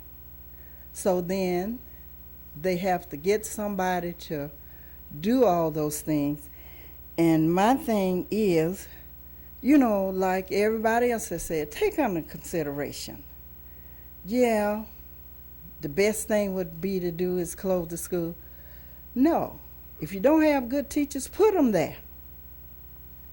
If everybody in here have seen that movie, Lean on Me, that man went in there and he cleaned up that school, made it the best school it was, and we can do that for JB. A lot of the schools is already overcrowded. But if you put a child, and I raised 3 kids, and if somebody would have come and snatched my child out of my home with the training that me and my husband was giving them, they would fall in the crack. Because maybe the one that was raising them wasn't giving them the right things and the fundamental stuff. So I think JB is a nice school. I go over there periodically to see what's going on. and my cousin Sharon Couch works over there. So I would like for you all to take under consideration and get an ad hoc committee, because I'm on one with the Davenport School. When kids have problems, we's on the advocates committee and we talk to the parents. So think about it before you close. And I know my time is up. So I thank you.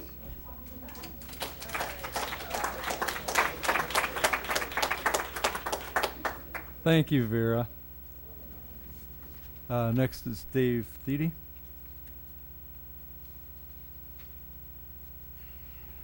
My name's Dave Thiede. I'm president of Davenport Education Association and Great River Uniserve Unit, and I live at 2343 Bettendorf.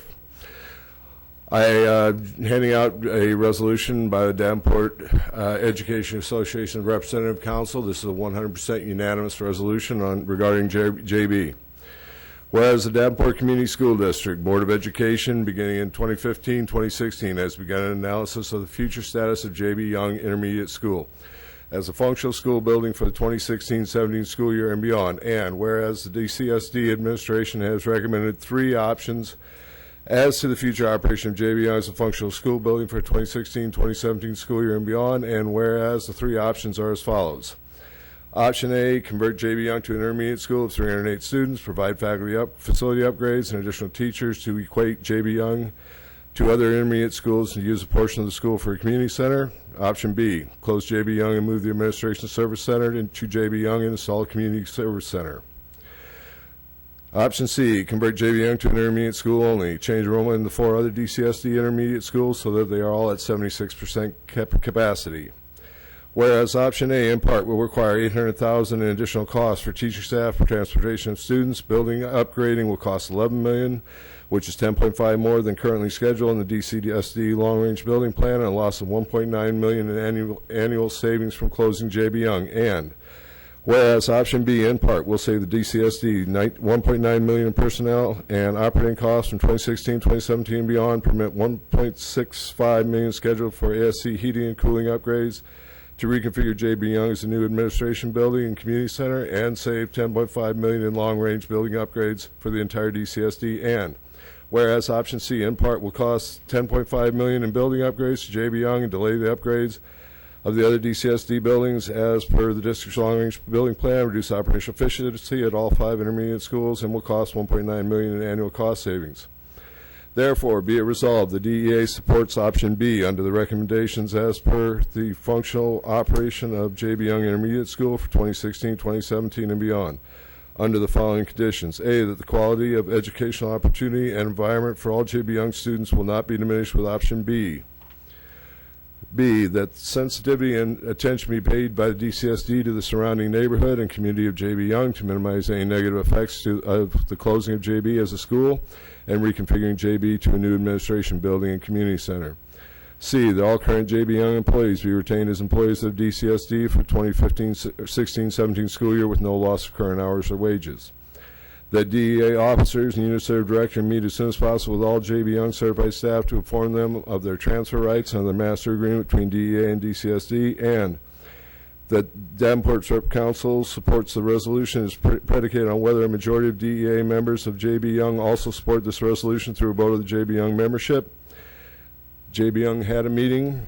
The vote was 14 in favor of this resolution, 8 against, so it did pass. So this resolution was adopted the 19th day of October 2015 by DEA, signed by Dave Thiede, President, Education, Davenport Education Association, and Amanda Cerilius, Vice President. Thank you. One quick thing.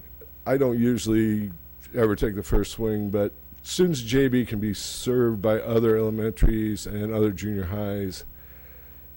If Mid-City students could be served elsewhere, we wouldn't need Mid-City. Thank you. Thank you, Dave. Toby, and we have a late request from Craig Anglin, pastor of First Baptist, and Craig, you'll be up after Toby.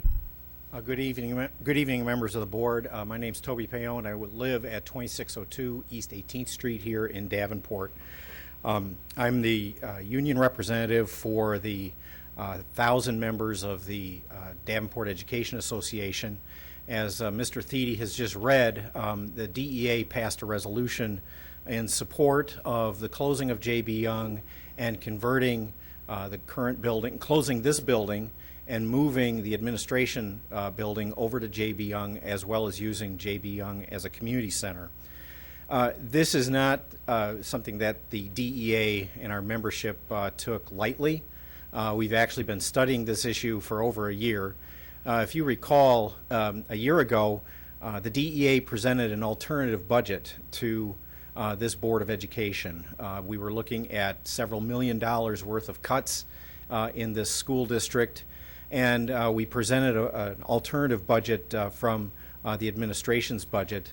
It was somewhat controversial, but nevertheless, we thought it was important that you heard a different side of the story. You're hearing multiple sides of the same story here tonight.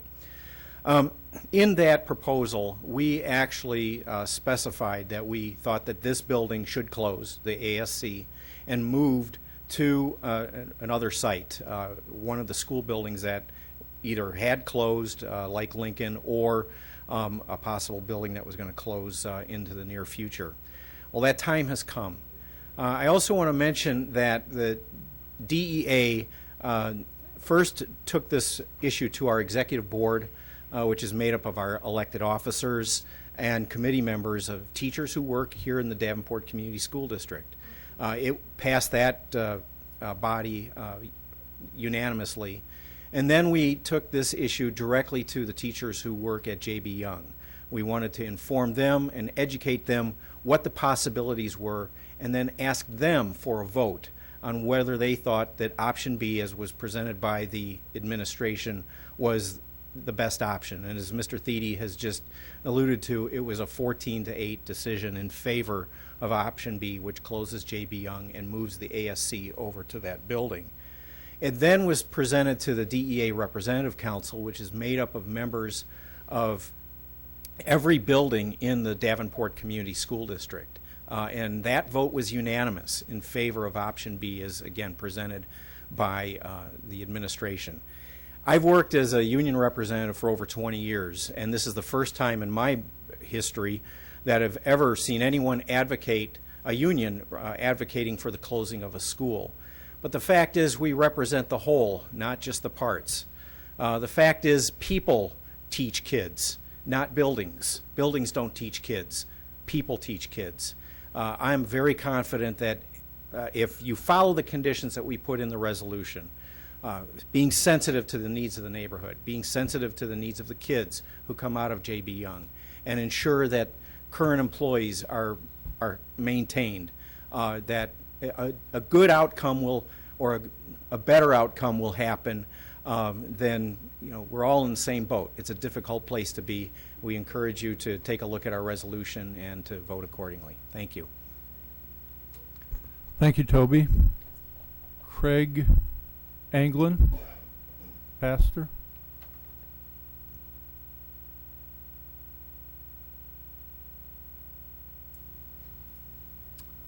Good evening. My name's Craig Anglin. I'm the pastor at First Baptist, 1401 Perry. And I wasn't really planning on speaking tonight, but I thought maybe it would be helpful. 2008, we made a business decision to pour enough money at First Baptist to stay in the neighborhood. It was a huge amount of money, and it was a bad business decision. We could have moved out of the neighborhood, and many people in the congregation debated whether we should do that. But our commitment was really to stay in the neighborhood, because we know that everybody that pulls out is one more major challenge for revitalizing the area. So if to lose a school would be a major loss after losing Lincoln, to lose JB would be irreplaceable. You wouldn't be bringing another school back here. And all of the efforts that we've made to improve the central city, you may have heard of Punch. It's a group of the neighborhood churches working together, and we've tried to accomplish as much as we could with partnerships in the area, but really there won't be any way to compensate for pulling a neighborhood school out and to be able to develop a program that meets that needs. In fact, somebody suggested if we decided to move First Baptist out to make it a community center down there, we could have turned it into a big empty building that people could come and find something to do in there. But we invested over $1 million to stay there, and it was a hard-fought decision, but it was not for our benefit. It was for the benefit of the central city. And I think that in reality, if we don't view this as a necessary partnership, that none of us can pull out and expect that others that are left behind can pick up that slack. We have to look at things in a bigger perspective. Thank you.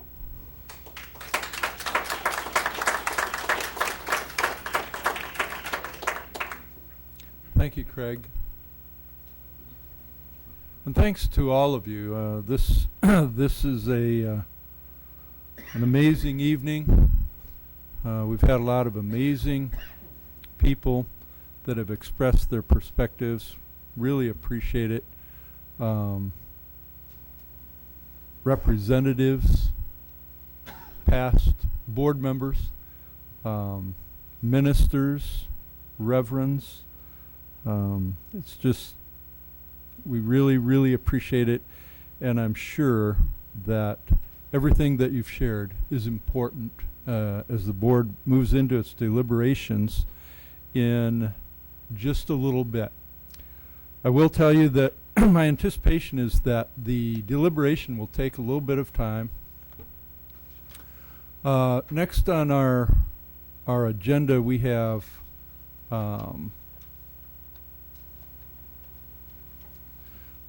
a consent agenda, and then we have an approval of bills. We have a superintendent report, and then we'll move into other items requiring action. And I'm anticipating, in fact, the first item on that is the approval to close J.B. Young, and that will be the first action item. Prior to moving into that, I'll go ahead and be calling a short recess just so people can take a break, and then we'll come back and deliberate, and we'll move on with that and other action items. But first, may I have a motion regarding the consent agenda? Mr. President, Director Dickman. I move the consent agenda as presented by the administration. Thank you. Is there a second? Second. Is there any discussion? Okay, Director Dickman. Yes. Director DeSalvo. Yes. Director Snyder. Yes. Director Gosa. Yes. Director Kluhl. Yes. Director Hayes. Yes. My vote is yes. Motion carries. Thank you. May I have a motion regarding approval of bills? Mr. President, Director Kluhl. move that the board approve the following resolution for adoption of bills as recommended by the administration. Resolution is as follows. Resolved that all claims presented to the board, having been duly certified as correct by the secretary, reviewed by the administration and board members, and they are hereby audited and allowed as just claims and warrants drawn in the treasury for the several amounts. Further resolved, the payment of claims and salaries be approved as presented for the period of October 8th, 2015 through October 21st, 2015. Thank you. Is there a second? Second. Is there any discussion? Okay, we'll call for the vote. Director Kluhl. Yes. Director Hayes. Yes. Director Snyder. Yes. Director Dickman. Yes. Director DeSalvo. Yes. Director Gosa. Yes. My vote is yes. Motion carries. Thank you. Superintendent report. Thank you, Mr. President. I just have one short report. The Mid-American Energy Commercial New Construction Program has sent us a check for $91,748, which we can use in our general fund. It comes from energy savings from the Truman Renovation Project, savings such as lighting, building controls, HVAC, insulation, glass, wind, thermal, and solar. We used our SAVE funds, or our penny funds, to actually do the work, and the annual savings will go to the general fund. For example, it costs us $344,000 to put in the construction, the renovations, and we save about $46,000 a year. So that's a return on investment of about 5.5 years. So those are good things we're doing, and again, what the board has asked us to do. So that ends my report.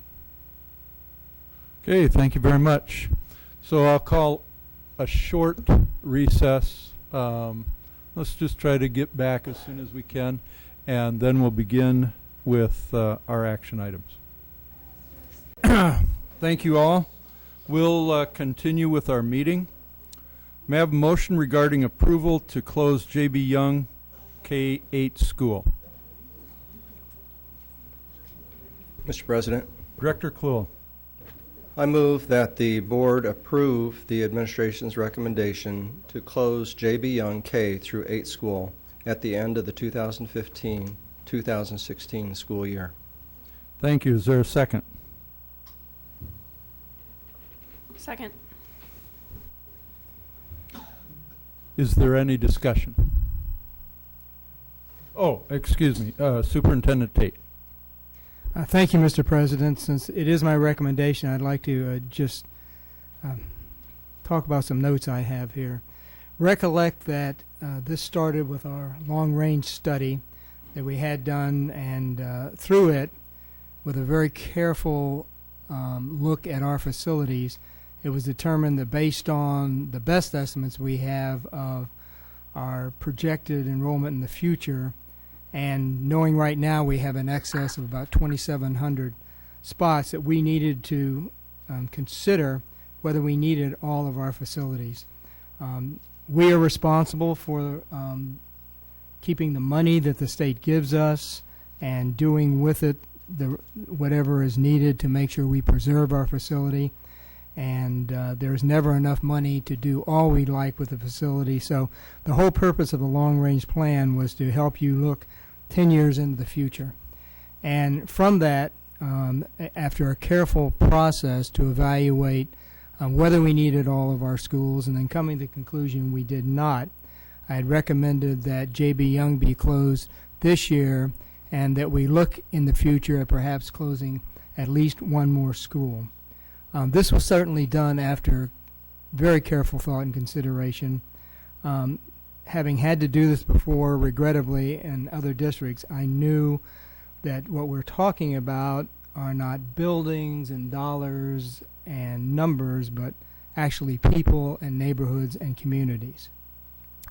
The board policy is very specific, it's very methodical, and it's very transparent in order to do this. It purposely takes a long time, but not too long, so that if decisions are going to be made, that they can be made early enough so everybody can respond to them.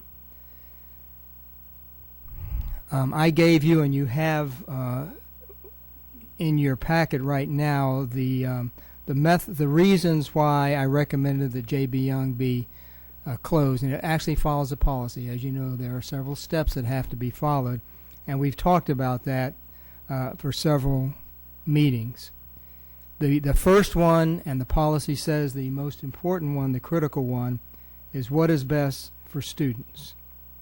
And when I was making the recommendation, after again careful thought and talking to a lot of people who understood what the facilities might provide and also what academics provide, I determined that it would be best for students if they would move to other intermediate schools, and that would be equal facilities, equal extracurricular opportunities, and equal or better academic courses.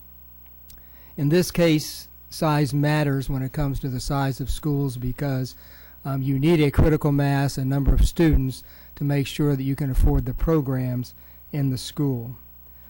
There's no doubt in my mind I would never made the recommendation that if JB students going to other schools are going to be as well off as they are going to JB right now. I also consider the neighborhood, the community, businesses, families, because that's part of my obligation. And although I haven't walked in the shoes, I know what the shoes look like. And we all do. We really tried to make an effort to understand the impact of poverty on our students. In fact, all of us have the goal of reducing the impact of poverty. So I understand, and I gave that careful thought when I made my recommendation, but overriding it all was what was best for students, and I feel my recommendation is best. We've tried multiple programs, supplements, added personnel at JB.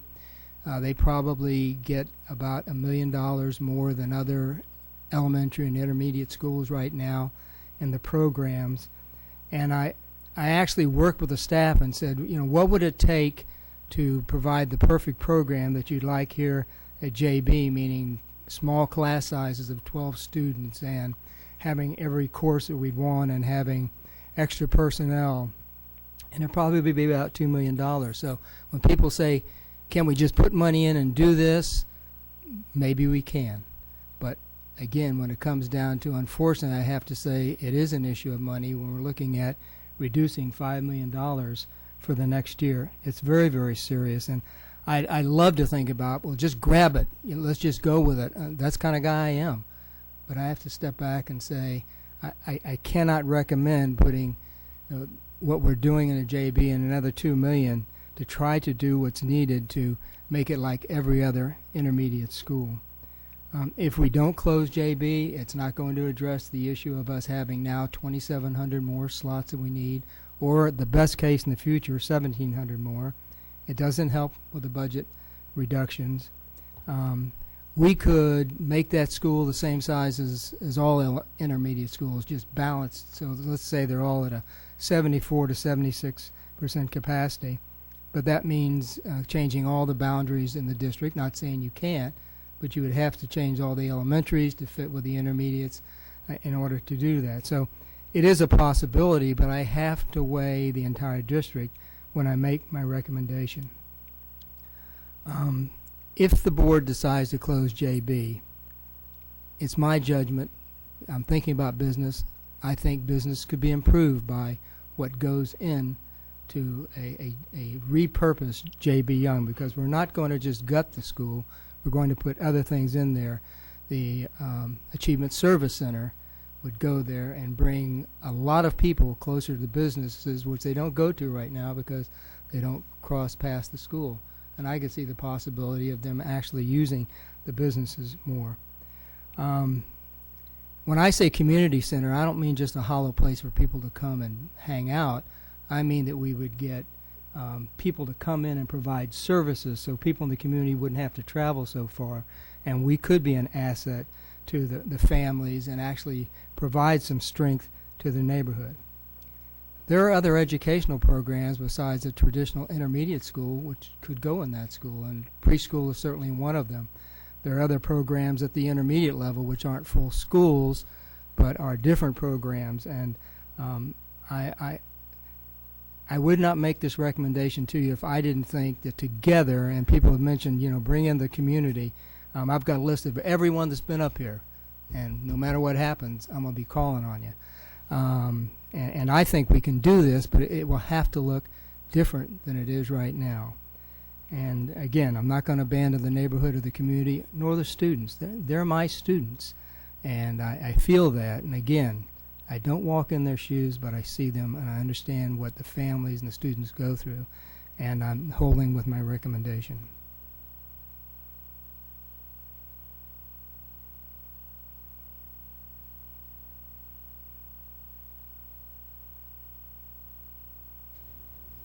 Thank you. Is there any additional discussion? Director DeSalvo. Thank you for that information, Dr. Tate. I just have a couple questions that I would like clarified. Can you tell me, per student, the amount of funding, how the schools rank in the Davenport Community Schools? So what school per student is getting the most money, and give me the top 5. If you give me time, I'll go through what I've got here, but Please. I don't have it. Just a couple. Oh, you don't have it with you? But I have to look through it. Okay, that's fine. I don't like to make things about numbers either, but I'm very curious to see how that has transpired.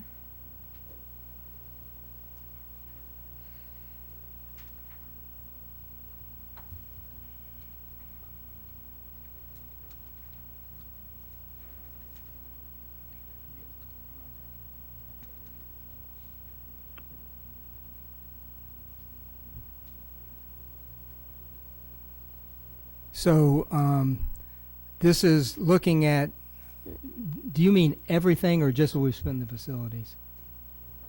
Just what we spend in the facilities. Okay, I'd have to go into this to show you everything. So the facilities, and this is from 1999 through 2014. The per pupil is Mid-City is the highest at 46,000 per student, and JB Young K8 is 26,900. Buffalo is 24,900. Walcott is 21,000. Children's Village is 17,500. North High is 17,355. And again, this is what has been put into the building with the local option sales tax. Okay. Thank you.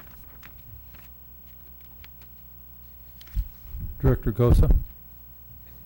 I guess I would just like to say, I've spent a lot of years in the schools volunteering with my kids and stuff, and one thing I would like to say is some kids, that their teacher or that school is the only stability they have because their parents are out working, 2 or 3 jobs to be able to support them. So that's their support system, that's their familiar environment, the people they relate to, their friends, and everything like that. So I just would like you guys to remember that too. I mean, unless you've ever volunteered in the school and seen stuff like that, I mean, some of those kids, that's the highlight of their day is going to school. So I just wanted to say that. Before I continue, one of the things I failed to mention is that we need to keep track of reasons to close and reasons not to close. That's part of our policy. And I am going to, in fact, Vice President Kluhl is trying to keep track of that. As board members mention these, and then we will be recapping those before the vote yet this evening. Just wanted everybody to be aware. Director Dickman. I took a couple notes, so I apologize if this is a little long or meandering. First, I want to start, I guess, with a plea to the audience to stay involved, because no matter what the decision is tonight, we are not out of the woods in terms of needing to advocate for our students and for our district. Representative Winkler is still here. You can talk to her about advocating at the state level. You can talk to any of the school board members. I've already spoken to many of you about some of the more obscure rules about the funding formula and things of that nature. But we're not out of the woods no matter what decision we make tonight. So we need you to stay involved. We need you to advocate at the state level, because at the local level, at the school board level, our hands are already tied to a large degree. We have certain piles of money that the state tells us we can spend on certain things, as much as we would love to. And to some degree, Dr. Tate has taken a step and said, well, we're not being treated equally, so we are going to reach into our reserve funds. But that's not an unlimited amount. We could try to say, yeah, we're going to take even more than that, or we can try to ask for community resources. And I've talked to a lot of people about doing fundraising or other things like that, but I do not see any feasible way that the community is able to come up with $5 million a year. Just try to take a moment to sink that in, to let that sink in. That is what our budget shortfall is, assuming that our enrollment does not continue to drop. The enrollment, partially that might be driven by a bad reputation, but a lot of that is because our demographics are changing. People are having less children, and we just did a long-term study on this. You can page through it if you would like. I will bring my copy in for anyone who wants to look through it. So do not go home and say, oh, well, we can't do anything else.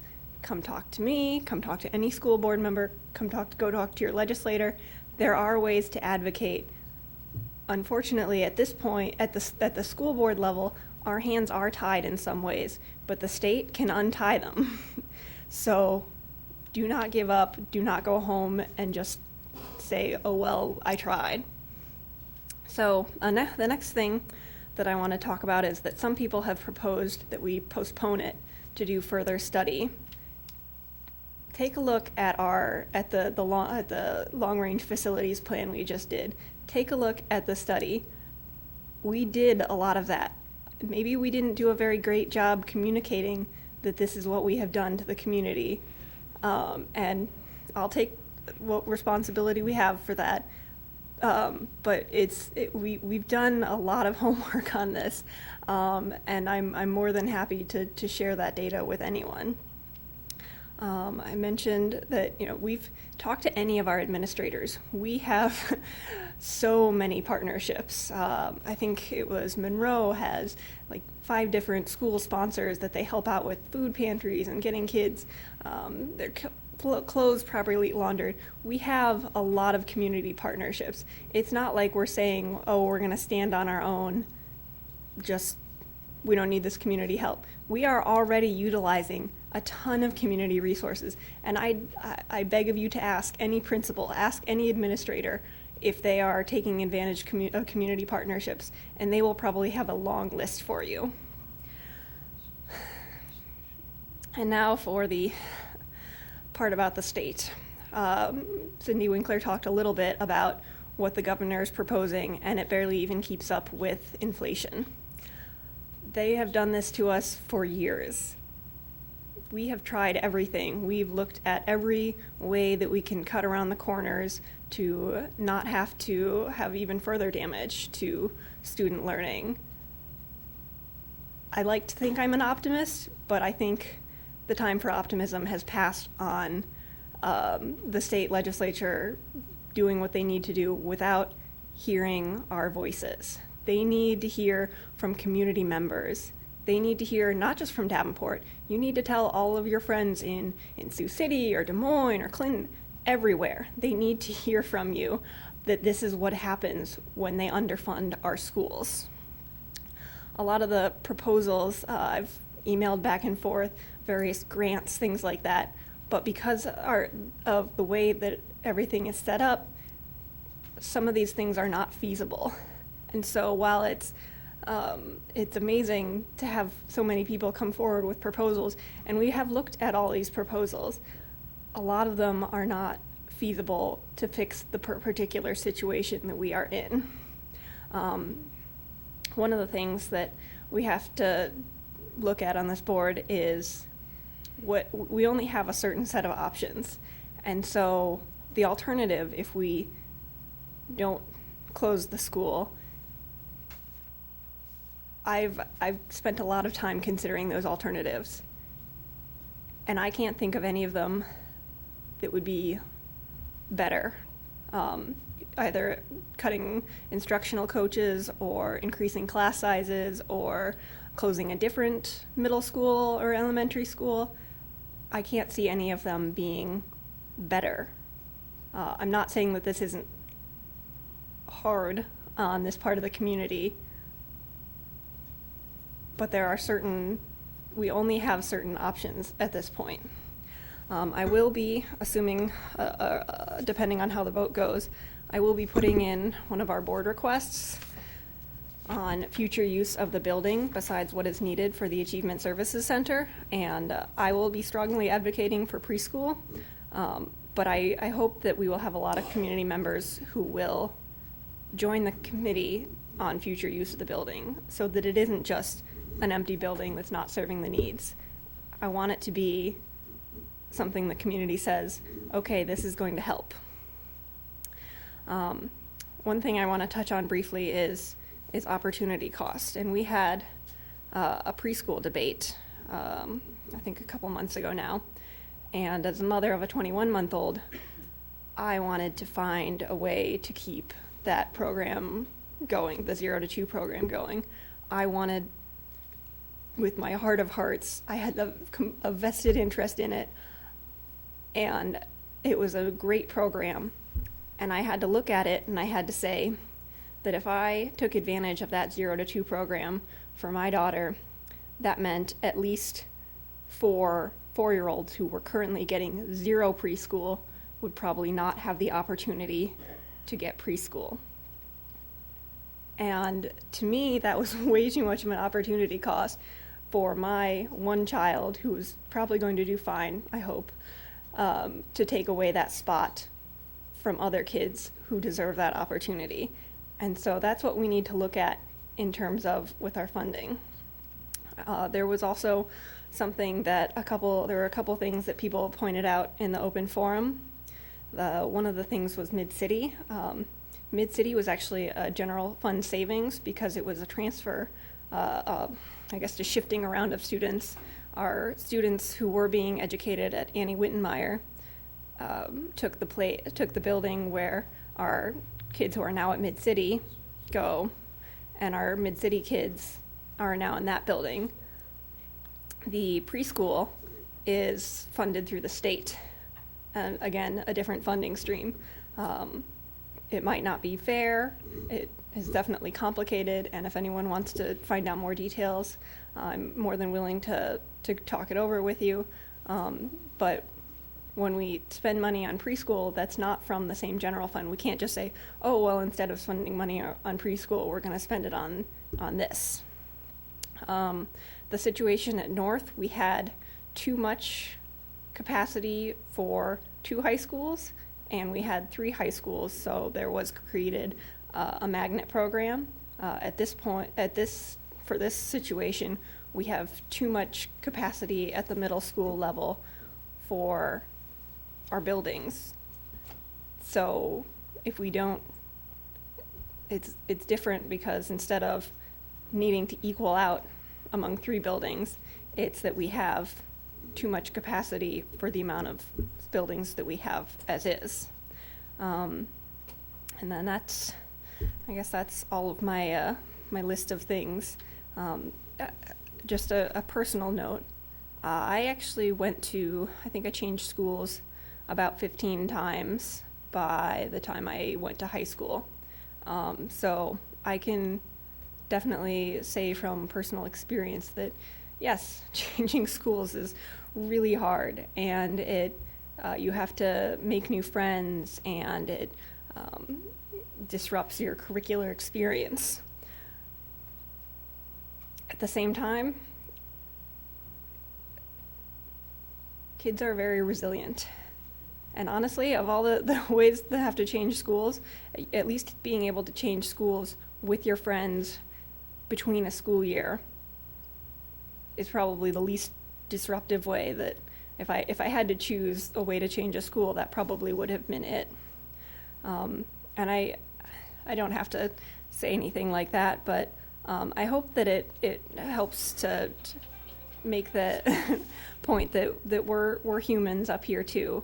And while it's horrible that we have to look at this partially as a math equation, we're humans too, and we do hear your stories, and it weighs heavily on our hearts.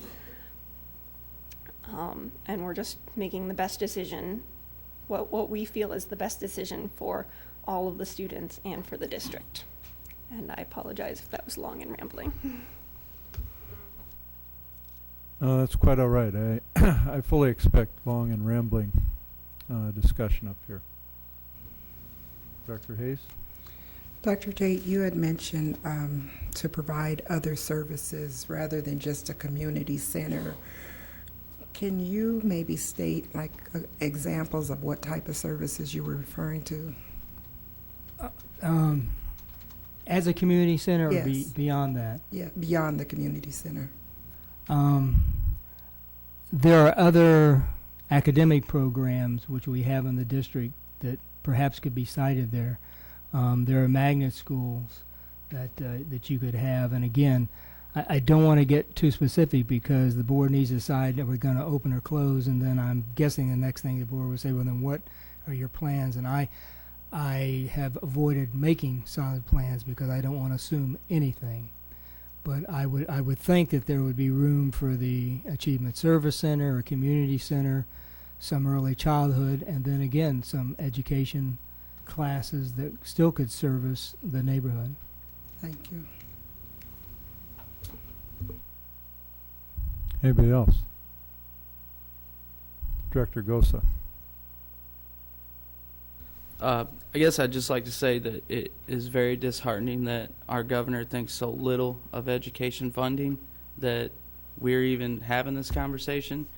And the other thing I wanted to say is I always hear about Davenport schools as the district of extinction or distinction, and now we're like the district of extinction. So I just wanted to say that. Anybody else? Director DeSalvo. I would just like to comment that several of us have visited JB Young. I know Director Gosa and myself spent some time there visiting with the students and the faculty, and remarkable people there. Outstanding staff, wonderful children. I love the hugs. They're wonderful students.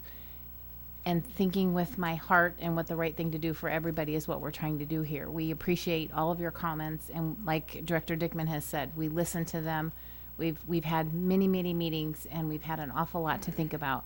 I can tell you the district has done research. Day one, Director Gosa and I were given books this thick, and it was remarkable. I spent a weekend reading and reading and reading. So please understand, no matter how this vote goes this evening, we have done our research. We have visited with the community. We are trying to make the best decision for all involved, that being the taxpayers, that being the students, the staff, the district, the city. So we appreciate you being here, and that's my rambling. So thank you. Anybody else? Director Cluel. Well, this is not my first time at a meeting like this where we've talked about closing schools. Since 2001, this has occurred too many times. And, in some ways we sit up here and I feel like Simon Legree with some of the emotional outpourings that came out this evening and in the previous meetings. Don't abandon our kids, put the kids first. Are we giving up on the kids at JB? And the comment, think about it. I guarantee you, every person on this board has done the best that they can to think deeply about what's going on. Now, the truth is that perhaps none of us has walked in the shoes of being in the inner city. And I thought of the golden rule tonight. Do unto others as you would have them do unto you. And what came out this evening is more like the platinum rule. Do unto others as they would have you do unto them. Walk in somebody else's moccasins. See what it's like. See what they need. And none of us can do that, only vicariously. I have dedicated a lot of time the last 14 years to the service of children. I'm on the Scott County Kids Early Childhood Board. I was elected to the State of Iowa Early Childhood Board, trying to do things for kids to make a difference in their lives so that at some point they will be like you all here this evening, coming to this meeting, educated, wanting more education, wanting to know about decisions that are being made on your behalf. Because in fact, that's what's happening, isn't it? You have elected these people up here at this table to think deeply about these issues. And we have 109 square miles of territory here in this district. That's a lot of kids, 16,000 kids. The inner city is no less important. Those kids at JB are no less important than the kids way out in Walcott. They're not. Comments were made about, well, you need to do something about funding. Any of you that have read the newspaper the last year realize that this district is probably doing more than any other district in the state to get the state legislature to understand the ramifications of inadequate funding and the lack of timely funding. And Representative Winkler brought that up at the meeting last time, is that the reason that we are here is mostly because of the failure of the state to adequately fund education in the state of Iowa. We are doing our best to help legislators understand the need, but it doesn't preclude us from being here tonight and making decisions like this, because although it is all about kids, and that's why we're here behind this table, it is not about funding. It's not about community. The community is going to be impacted by this decision. There's no doubt about it. And I'd like to say that I feel your pain, but I won't do that because I'm not from the inner city. But I've done my best to try to understand. And so the decision that I'm making tonight to close J.B. Young is what I believe is the beginning of something new and better for the children here in the Hilltop area. I will do my best as the board discusses and votes on what will be the use of that school to make sure that the community's needs, and as Toby Paone said, sensitive to the needs of the community, that the needs of the community are met. And now my bias is early childhood. That's where I'm spending my time now. A lot of thinking on early childhood because I believe that's the dynamic, that's the place where if we put the bucks there, we'll get the biggest bang. And we're spending a lot of money with trying to get kids back into high school. It's a very expensive effort to try to do that. The best money is spent early on. And I think that we can help the families of the Hilltop community to do better. I think one of the things that former Director Crumwoody and I have both championed is the preschool programs and putting them into local elementary schools rather than in institutionalized boxes. And I think the board is moving forward on that. But I see that JB, the opportunity to allow parents to enroll their children in a qualified preschool program, allowing them the ability to go to work and do what they want to do so that they can provide for those kids. The kids at the same time will hopefully be up to a level when they enter kindergarten that they're at the same place as other kids throughout the 109 square miles of this district. I think it can be done. So the preschool, I think, is something that will be very important. I also will champion a program that is, call it a magnet, call it what you want, but a program for children who are ready to be challenged at the school. So those things will come. But I just want to make it clear that this is not a dark store situation. We are not, it is not my intent that that will ever happen. Now, we're using the word closure, which sounds pretty dark. I can understand that. But we're not going to abandon our children. We will not do that. And I can say that for the entire board, I'm sure. So that is my thinking on the issue.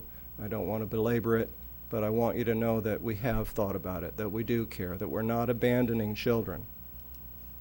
We will not do that. And if it is still after the board's consideration the next 2 months in terms of what to do with that building and what to do with those children, that we have not done a fair job of it, then your job as citizens is to elect new board members. But I hope that you will listen to, I appreciate that you have given me the courtesy of listening to me as we have listened to you, and together I think that we will move on from this in a better place for Davenport as a city, but most importantly, our children. Anybody else? Director Gosa. I would just like to say that I did grow up on 7th Street and I did go to Monroe Elementary till 3rd grade, so when that was asked earlier. Anybody else? Mr. President, Director Snyder. I first wanted to apologize to the board and to everybody else that can hear me for not being there this evening. Unfortunately, this whole day job thing that puts food on the table calls once in a while and wants me to do something. This is, without doubt, one of the hardest things I've ever had to do to decide this. I think, I could be mistaken, but I don't believe I am. I think I'm the only board member that attended J.B. Young. That was my middle school. I grew up across the street from Grant School. That school is now closed. So in a way, I kind of have walked in the shoes. I think I understand pretty well the ramifications of a neighborhood school closing. There's no easy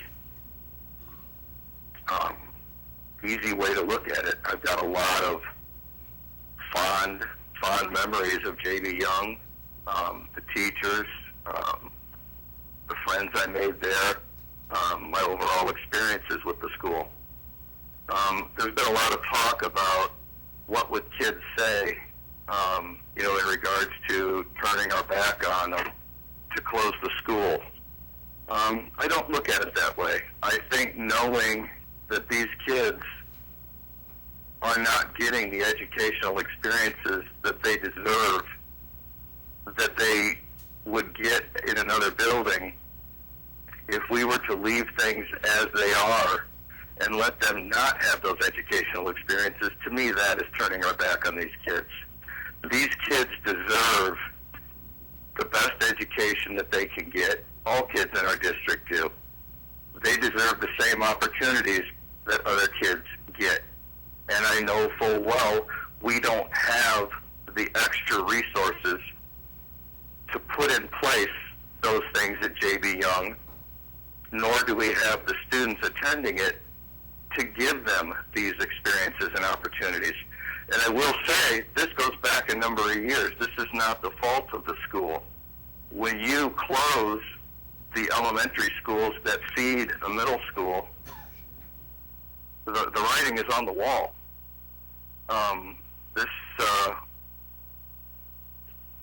With Johnson closing, with Grant closing, with Lincoln closing, that is hugely impactful to a middle school. I hear a lot of talk about kids and parents at J.B. Young, that they're the kids that are lost in the community, that, these parents, don't have active roles in their education like other schools. And I'm going to tell you that that's not true. Every school has some of those parents and some of those kids, but every school, as J.B. Young does, has a lot of brilliant kids, a lot of supportive parents, a lot of families that are greatly involved in their education. And the teachers at J.B. Young are absolutely outstanding. The whole discussion of J.B. Young is closing because it's a poor school and because it's a failing school is not part of the equation for me. To me, if you would have told me 6 months ago the board is going to be voting to close J.B. Young and you're going to support this motion, I would have said you are absolutely insane. There is no way I would ever support closing J.B. Young. But when you look at the facts, you look at the opportunities that students are missing out on right now, there's only one logical decision that is in the best interest of these kids, and that is to put them in an environment where they're going to get these experiences, where they're going to get the education, where they're going to get the opportunities that each and every one of these kids deserves. That's all I have. Anybody else? Student board, let me ask student board members, you have any thoughts on this? Sure. Gabe? I would just like to ask, how would the closing of JB affect the enrollment in the high schools? Superintendent Tate, can you answer that? Of the high schools or the other intermediates? The high schools. Yeah, I don't know if we've looked that far, Rob. We know what it would do to the other intermediate schools. Remember, in high school, you have free will, and you can go to any high school that you want to. At the current time, we have not talked about changing the boundaries for the high schools. So the current boundaries that are for the 3 high schools would stay the same. That's our current. Thanks for your question, Gabe. Anybody else?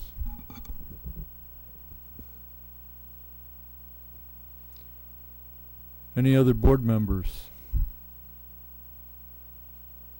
Director Kluhl. Well, just something for maybe further edification. Understanding that that those of us up here with the thick binders probably understand pretty much the fiscal situation of the district. I just wanted to let you know one of the pressures that occurs to me, and it's financial, and that is our what's called an unfunded balance. So it's like the it's kind of like the fund that you have at home in case something the furnace goes out or something like that. We have an unfunded balance that, according to the state, is totally inadequate. And that unfunded balance is continuing to go down. That's why we're talking about cutting over the next several years to try to reach an unfunded balance of, I think, $8 million, which is what is proposed by the state as adequate. And so getting those letters, it's like getting a letter from a creditor saying your bill is overdue. We're getting letters from the state saying that unless we correct that imbalance between revenue and expenditures, we are subject to going into the red, and that certainly will happen. And negative things happen when a district allows that to happen. So I just wanted to make it clear that while it's all about the kids, it's not about the funding as well. Anybody else? Director Dickman. I just wanted to touch briefly on something that Dr. Tate mentioned during his administrative reports about the energy incentive, and that I think it was Director Sherwood was also a champion of, and we've all talked about this some of using our capital dollars to relieve pressure on our general fund. And I don't want to say that $91,000 is nothing, but when you're talking about millions of dollars every year, it's part of the solution, but it's a part of it. And I guess that also just reminded me of Director Sherwood, who some of you might remember. He decided to take a trip to heaven too soon. But he would have been here. He had planned on retiring from the board, but he would have probably been the first one to turn in an open reform request, and he would have been yelling at the timer saying I wasn't done yet. And I think he would have added valuable things to this conversation too. So. Anybody else? Well, I've got some meandering to do as well, and I hope this makes some sense.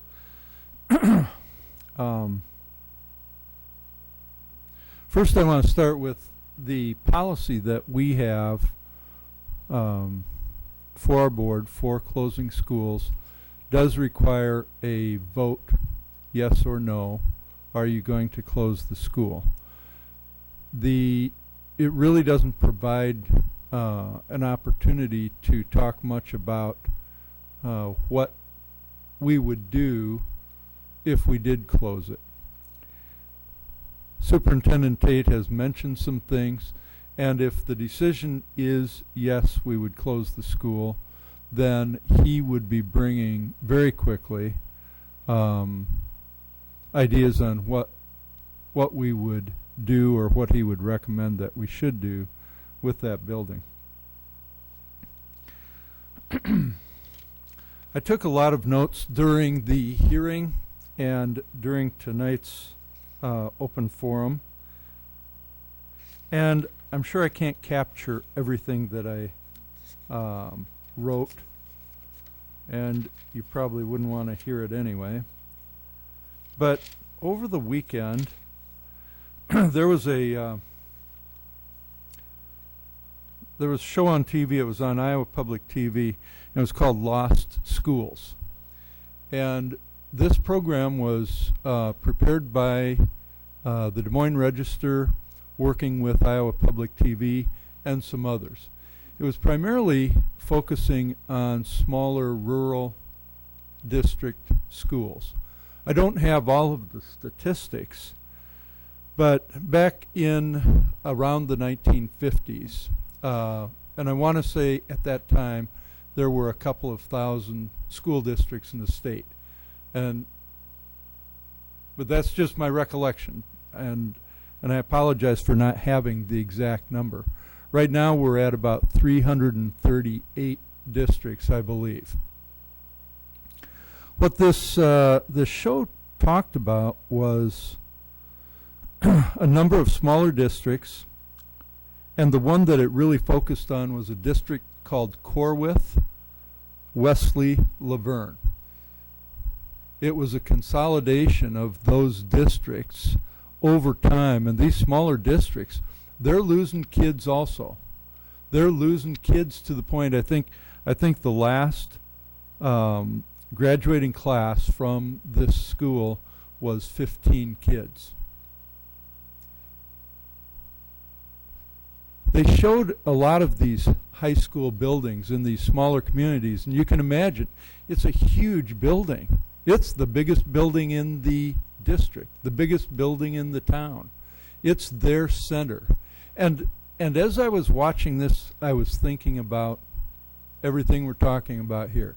I was thinking about everything that's been said, that's talked about community, that's been said about strategic planning. And they talked a lot in these smaller districts about strategic planning. What can we do? But we've only got this many students in our whole district. So they consolidate with other districts. But they continue to get smaller and smaller in terms of enrollment, but larger and larger in terms of square miles. One of the statistics that was given in this show was that the average district in Iowa is 161 square miles. Our district is 109 square miles. We have 15,500 students here. Some of these smaller districts have, I don't know what it ends up being, 200 or 300, I'm not sure. There were a lot of social issues that were addressed and economic issues that were addressed by professors at Iowa State and at Northern Iowa. And one of the quotes, and I don't know who said it, but they said losing the school kills the community. It was a statement, I think, that was made by a parent. Another thought, and I don't know that it was a quote, but somebody here tonight talked about it also. I don't recall who, and I can't search my notes quickly enough. It seems like it may have been Mr. Tunnicliffe. But one of the things that these communities struggle with is, what do you do with a big building like that? It costs $50,000 a year just to maintain it, just to heat it.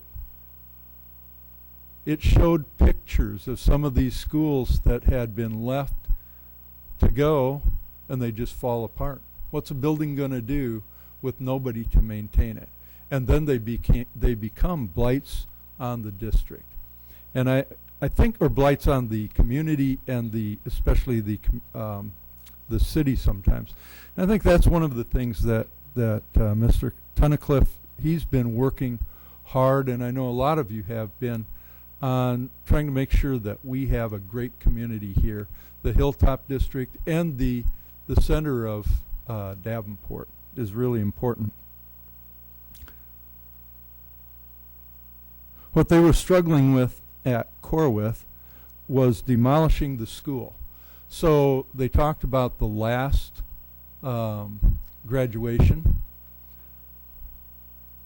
Sally Ellis earlier, she was a janitor for a long time here in the district, and she talked about one of the schools where she was at, and everybody's crying, and that was shown in this video. Everybody was crying. And imagine a small community like that, where you've got a big high school, and this particular district happened to have enough money to demolish the high school. The school board ended up voting to demolish the school.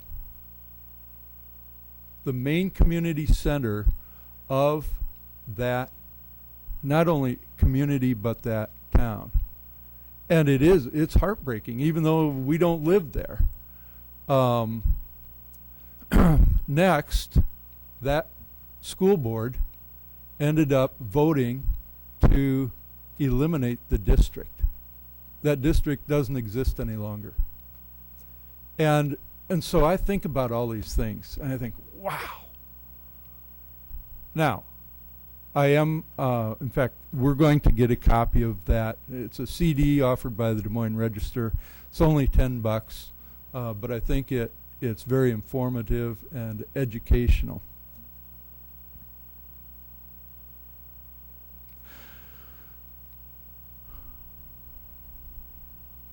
Gosh, there's just so much to say. I think about our superintendent, Tate, and his concern for the kids and his concern for the community and the ideas for repurposing. When he talked originally about Lincoln and about what should we do with it, I don't think there was ever an advocacy from his perspective to close the school and to not do something with it.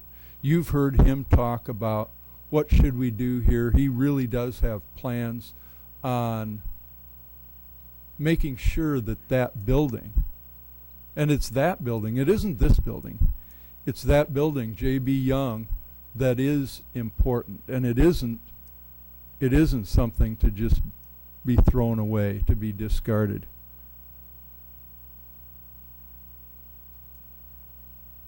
I don't know if I mentioned it a few minutes ago, but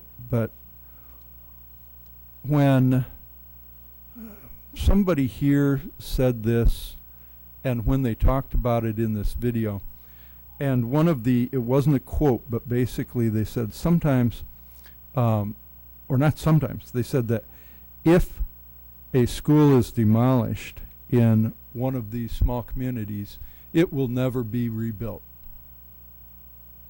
That's it. You think about this. These buildings are massively expensive. And this district, yeah, we have a lot of fantastic resources from the state and from the sales tax. And we use that to provide infrastructure, and if we had to, we would provide additional buildings. But as the superintendent has pointed out, right now, we're over capacity. Another quote from this video is, "You need kids to have a school." I thought about that. And I thought about that relative to what we're talking about. And we have struggled with that. Do we bring in kids from other schools? Do we mess with all of our boundaries throughout our whole district?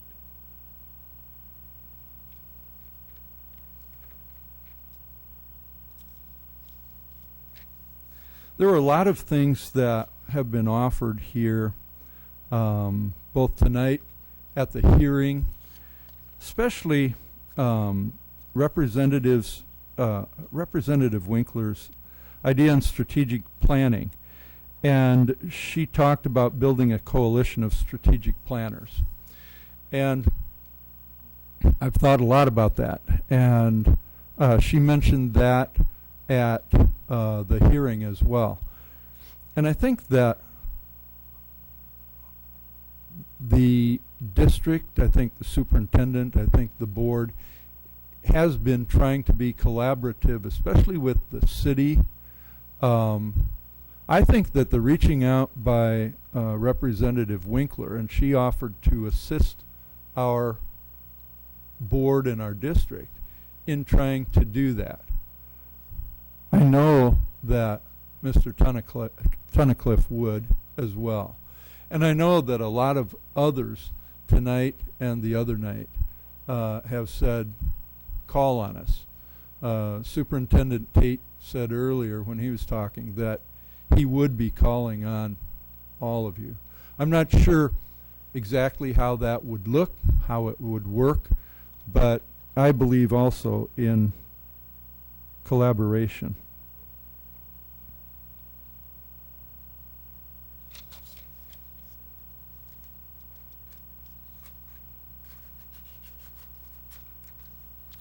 I think it was Mr. Anglin. Oh, in fact, he's one that made a statement that if you close JB, you won't be bringing it back. And he also advocated partnerships.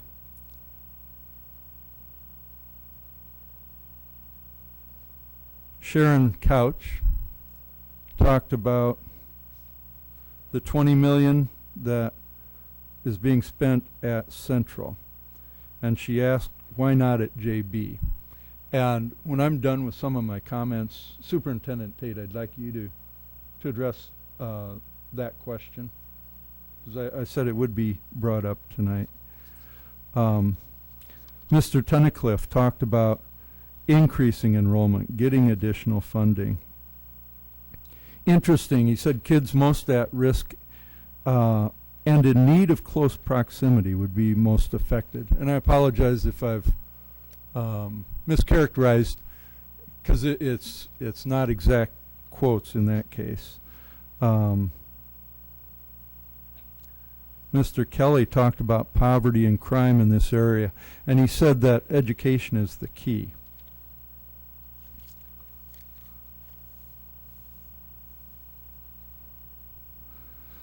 Somebody brought up, and this is my thought based on something that somebody said tonight. I said that our kids are not expendable, and our kids is an interesting idea. When we talk about it here, we generally are talking about our kids, meaning the kids of this district. There are times where when we're talking with our legislators, we're most often talking about our kids, meaning every student in the state of Iowa. And that is a little bit different. And I will say that when I talked about these rural districts, one of the things that I don't think I've talked about yet is the incredible expenses that they have for transportation. So their transportation costs come out of the same budget that we're using. Our costs for transportation are much less per student than a lot of these rural districts. And a lot of these rural districts, for instance, may be spending another $1,000 per student. Think about that. When they have a district of 161 square miles, and they've got to bus these kids from all over the place. And so that's another challenge for us as we think about every student in the state of Iowa, what's important. We have to treat them fairly. And it's a challenge for our legislators.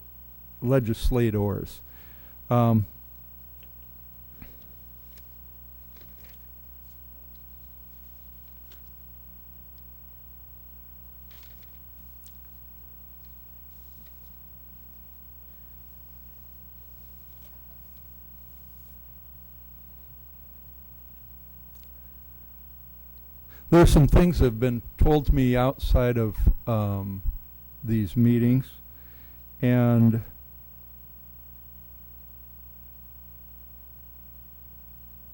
sometimes I think about how far I should go in sharing some of those ideas. One of them, it was interesting, that was shared with me just today, was that kids learn most of what they're going to between kindergarten and 6th grade. I thought that was really interesting, and that person was talking a lot about focusing resources on especially those ages, and there were some other things, and the reason I'm trying to be careful is that sometimes things are said in conversations like that it's probably better left to those two people.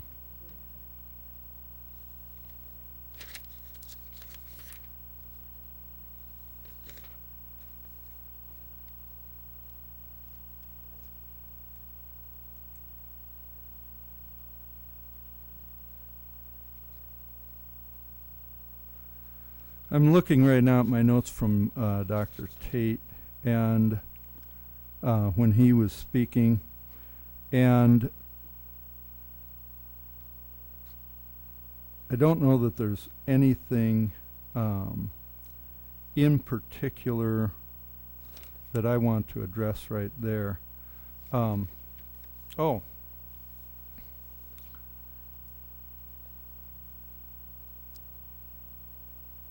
Again, somehow, and I don't know how it's going to look, but this idea of strategic planning, of partnership, all of that, and I think it's been stated by several members of the board and by the superintendent, I do want to somehow make some of that happen.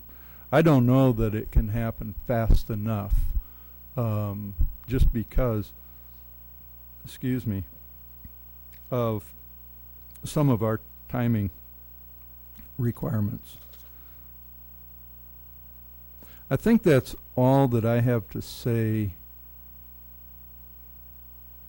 right now. Is there any other discussion by the board? Director Gosa. I'll just kind of add on what you were saying. Once you give something up, you don't get it back.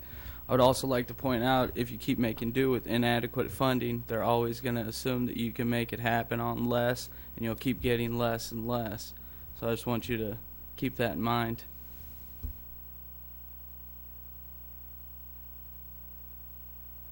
Thank you for that. I wish we had some additional statistics. This issue of funding is fantastically important, and I know it's related to this issue that we're debating tonight, and we continue to try.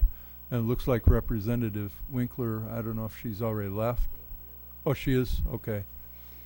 Or she left a bunch of stuff, huh? So, okay. All right, she'll be back. But thank you for those comments, Director Gosa. Is there any other discussion? So the board's getting ready to take a vote here in a minute.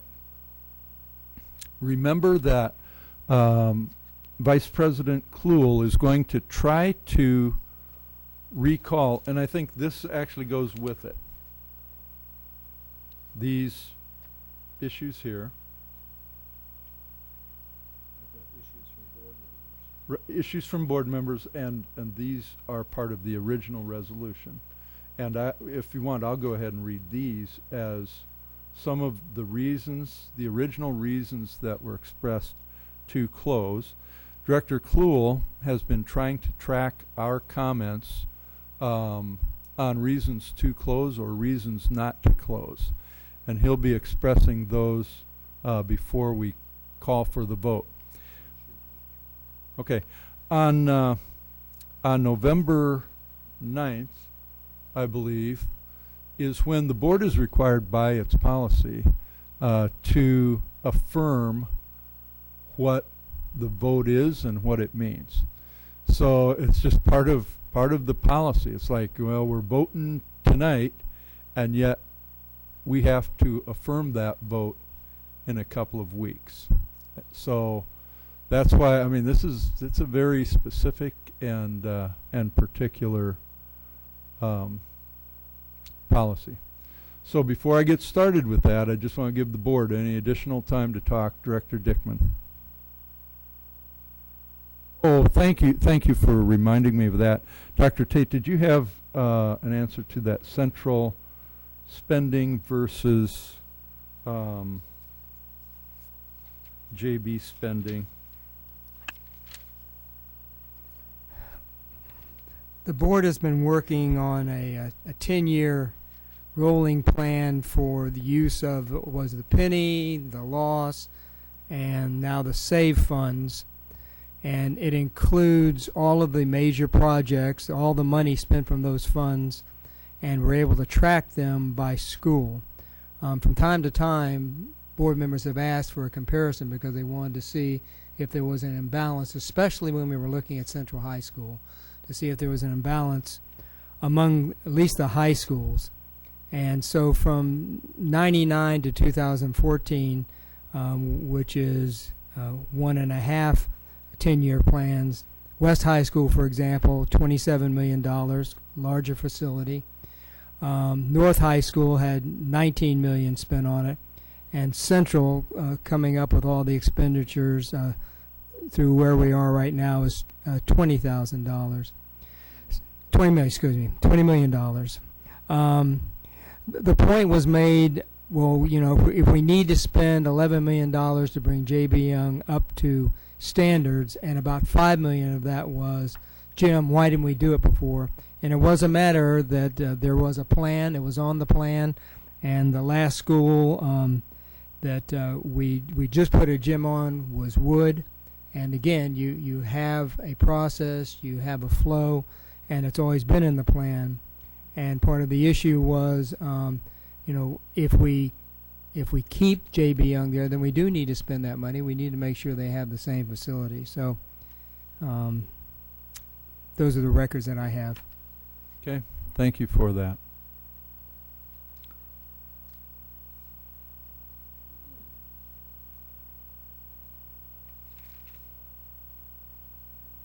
A lot of comments, you know, trying to take in all of everything that you've all said, trying to review the notes from the past meetings that we've had and the past hearing. And I would say that almost everybody that has talked has made an impact, at least on me, and I believe on all of the board members here. One of the things that was interesting, because there are reasons to close and reasons not to close, and you've heard some of those tonight. The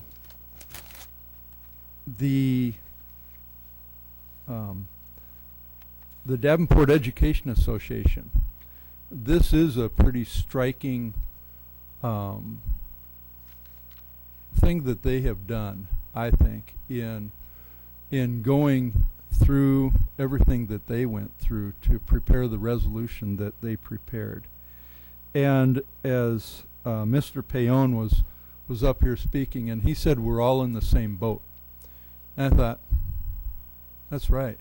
I mean, it is all of us. It's all of you students. It's all of our community. It's our parents. It's the board. It's the district. And so it is. It's very, very difficult. And I'm certain, no matter what the vote is tonight, that there are going to be people that are pleased and people that are not pleased with it, for various reasons. So, but closing the school, if that's what happens, is just incredibly difficult. If there's no other discussion, I'm going to move on with the reasons to close and reasons not to close. So I'm going to start out with the original resolution that was passed by the Board of Directors on August 27th of 2015. And this is a resolution to consider closing J.B. Young K-8 school. It's about 1.25 pages. I'm going to read it because these are very specific reasons, and these are the reasons that were given as the board originally made the decision to consider this. And then after that, Vice President Kluhl will follow with what he has heard tonight. The Davenport Community School District Board of Directors resolves to consider the recommendation to close J.B. Young K-8 school at the end of the 2015-2016 school year. Following are the factors which must be considered per Davenport Community School District Board Policy 501.05. Quality of education. A. J.B. Young is the most expensive school in the district to bring up to the standard established by the long-range facility plan, about twice as expensive, $11 million, than the average cost of the other most needy schools. B, the current enrollment of J.B. Young puts the school at 57% of capacity. C, because of the low enrollment at J.B. Young K-8, many programs cannot be provided based on the district funding formula. For example, sports teams have low numbers and some teams canceled in previous school years. There is no gateway to technology course. The athletic gym is the smallest among intermediate schools.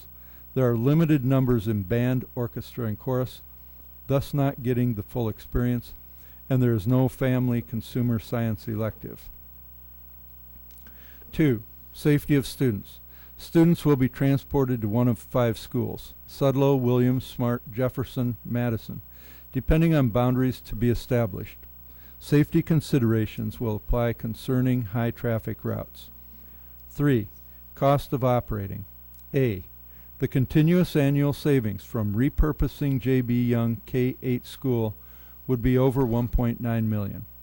B, the cost to transport J.B. Young students to the 5 new schools is estimated to be no increase over current costs. Some students now transported will be close enough to walk to schools, for example. C, the movement of teacher classroom supplies and materials from J.B. Young to their new schools will be accomplished by the operations department at no additional cost to the budget. D, it is expected that the reduction in positions with the closing of J.B. Young will not result in personnel losing an opportunity to work at DCSD. Retirements and normal movement should provide sufficient flexibility to absorb all J.B. Young employees.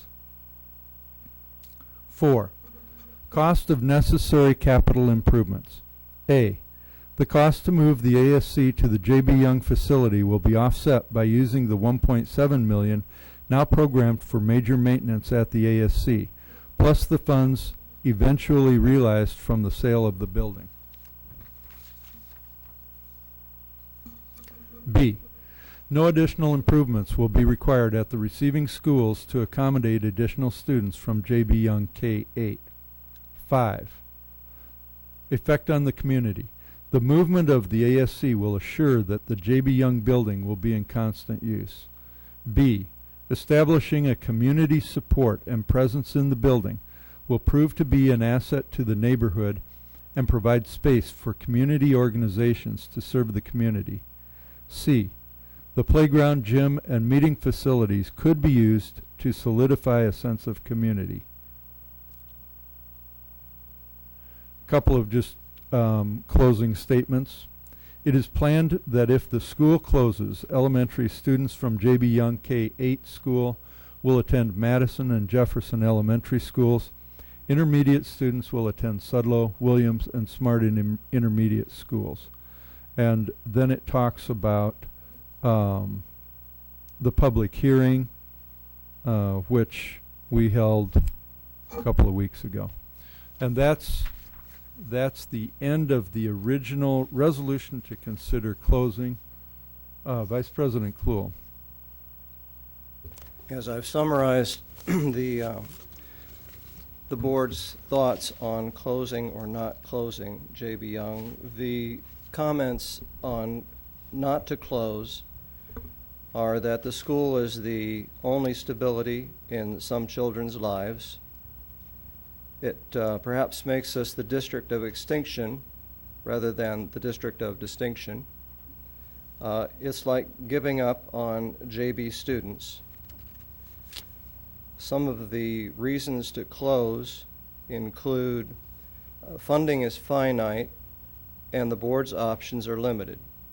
There are no better alternatives, and we have more capacity than we need at the present time. And the statement was also made that where the students at JB are not getting the educational opportunities that they deserve. There was a comment that JB Young has received equal local option sales tax funding with other schools. need to make up $5 million each year. And not to put you on the spot, Marcia, but can you talk a little bit about the district's plan to reach an adequate unfunded balance? How long we are planning to take to get there, and approximately how much per year in terms of cuts we will plan to make? It's going to take several years to get where we need to be, and we will probably be looking for cuts up to $5 million for at least 2 or 3 years. Okay, thank you. It's the comment was made that it's the right thing to do for all of the students, and that we are not going to abandon children. They are not expendable. Those are the comments that I have generally from board members in terms of closing or not closing J.B. Young. Any other discussion before I call for the vote? Student board members? Superintendent Tate? Anybody else? Director Hayes. Could you go back, please, and readdress the question that you have for Representative Winkler? It isn't actually a question. What Representative Winkler has offered is to assist in strategic planning regarding, especially I think this, and I take it as a pretty open-ended offer by the representative to assist us, the board, district, area, community, in trying to help make sure that we do what's best for the community. So this board right now is and Representative Winkler and others have advocated that we try to slow the process down and take some additional time. So I don't believe that I had any specific questions for Representative Winkler, but again, she and others have offered that kind of help as we move forward in building these coalitions. Anything else?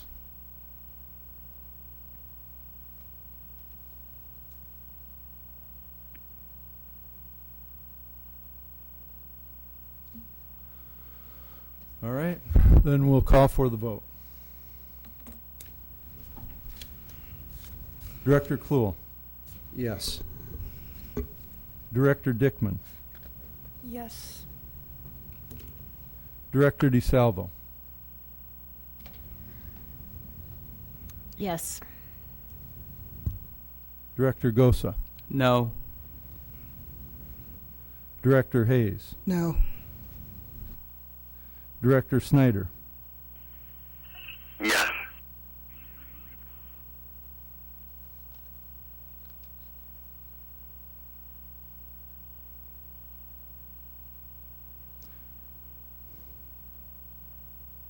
My vote is yes.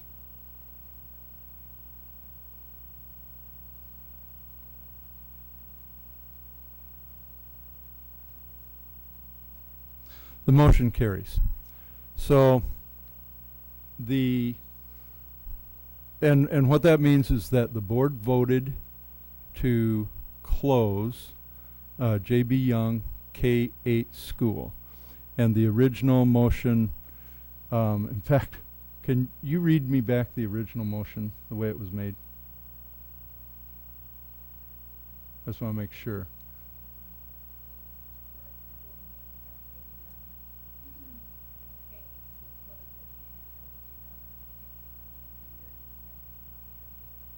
All right, thank you. So that's the motion. Superintendent Tate, do you have anything else you want to talk about as we move forward? As I mentioned earlier, in 2 weeks, there's going to be a lot more discussion on what exactly will happen. What does this mean? And I don't know if there's anything else you want to say before then. No, except I'll provide as much information for you and the community at that time. All right, thank you very much.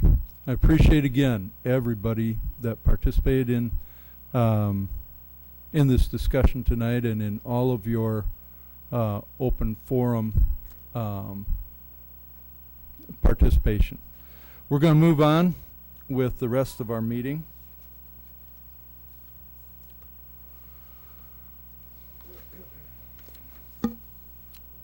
Next is a public hearing on transfer of real estate. We will now hold a public hearing for the purpose of transferring of the real estate owned by the school district as described in Exhibit A to the state of Iowa. The official notice, along with Exhibit A, was published in the Quad City Times on October 14th, 2015. Anyone wishing to speak on this topic, please step forward to the microphone. State your name and address for the record.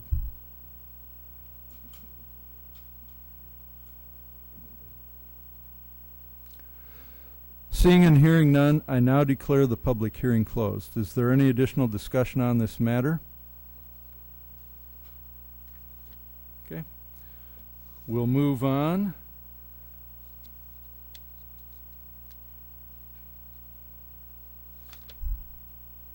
May I have a motion regarding approval of resolution to transfer real estate? Mr. President, Director Kluhl. I move that the board approve the following resolution as recommended by administration. The resolution is as follows. Whereas Davenport Community School District is the owner of certain real estate in Davenport, Iowa, and more particularly described on Exhibit A attached here too, and whereas the state of Iowa has submitted a proposal to transfer said property to the National Guard Army Board, and whereas Davenport Community School District has held a public hearing on the proposed transfer of real estate pursuant to Iowa Code Section 297.22. Now therefore, the Board of Directors of Davenport Community School District in the County of Scott, State of Iowa, hereby adopt the following resolution. Resolved that Davenport Community School District shall transfer the real estate above described to the state of Iowa. Further resolved that the President and Secretary are hereby directed to execute and deliver a quitclaim deed to the state of Iowa and to take other and further actions as are necessary or desirable to consummate the transactions contemplated thereunder, and such actions are rectified and confirmed. Thank you. Is there a second? Second.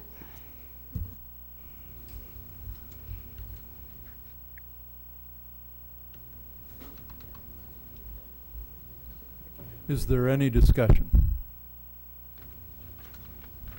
Director Gosa. Where exactly is this located? It's an exhibit. Look at the exhibit. All I get is directions. Okay, never mind then. Superintendent Tate, can you describe it? I can pull it up for him, guys. I logged myself out, but.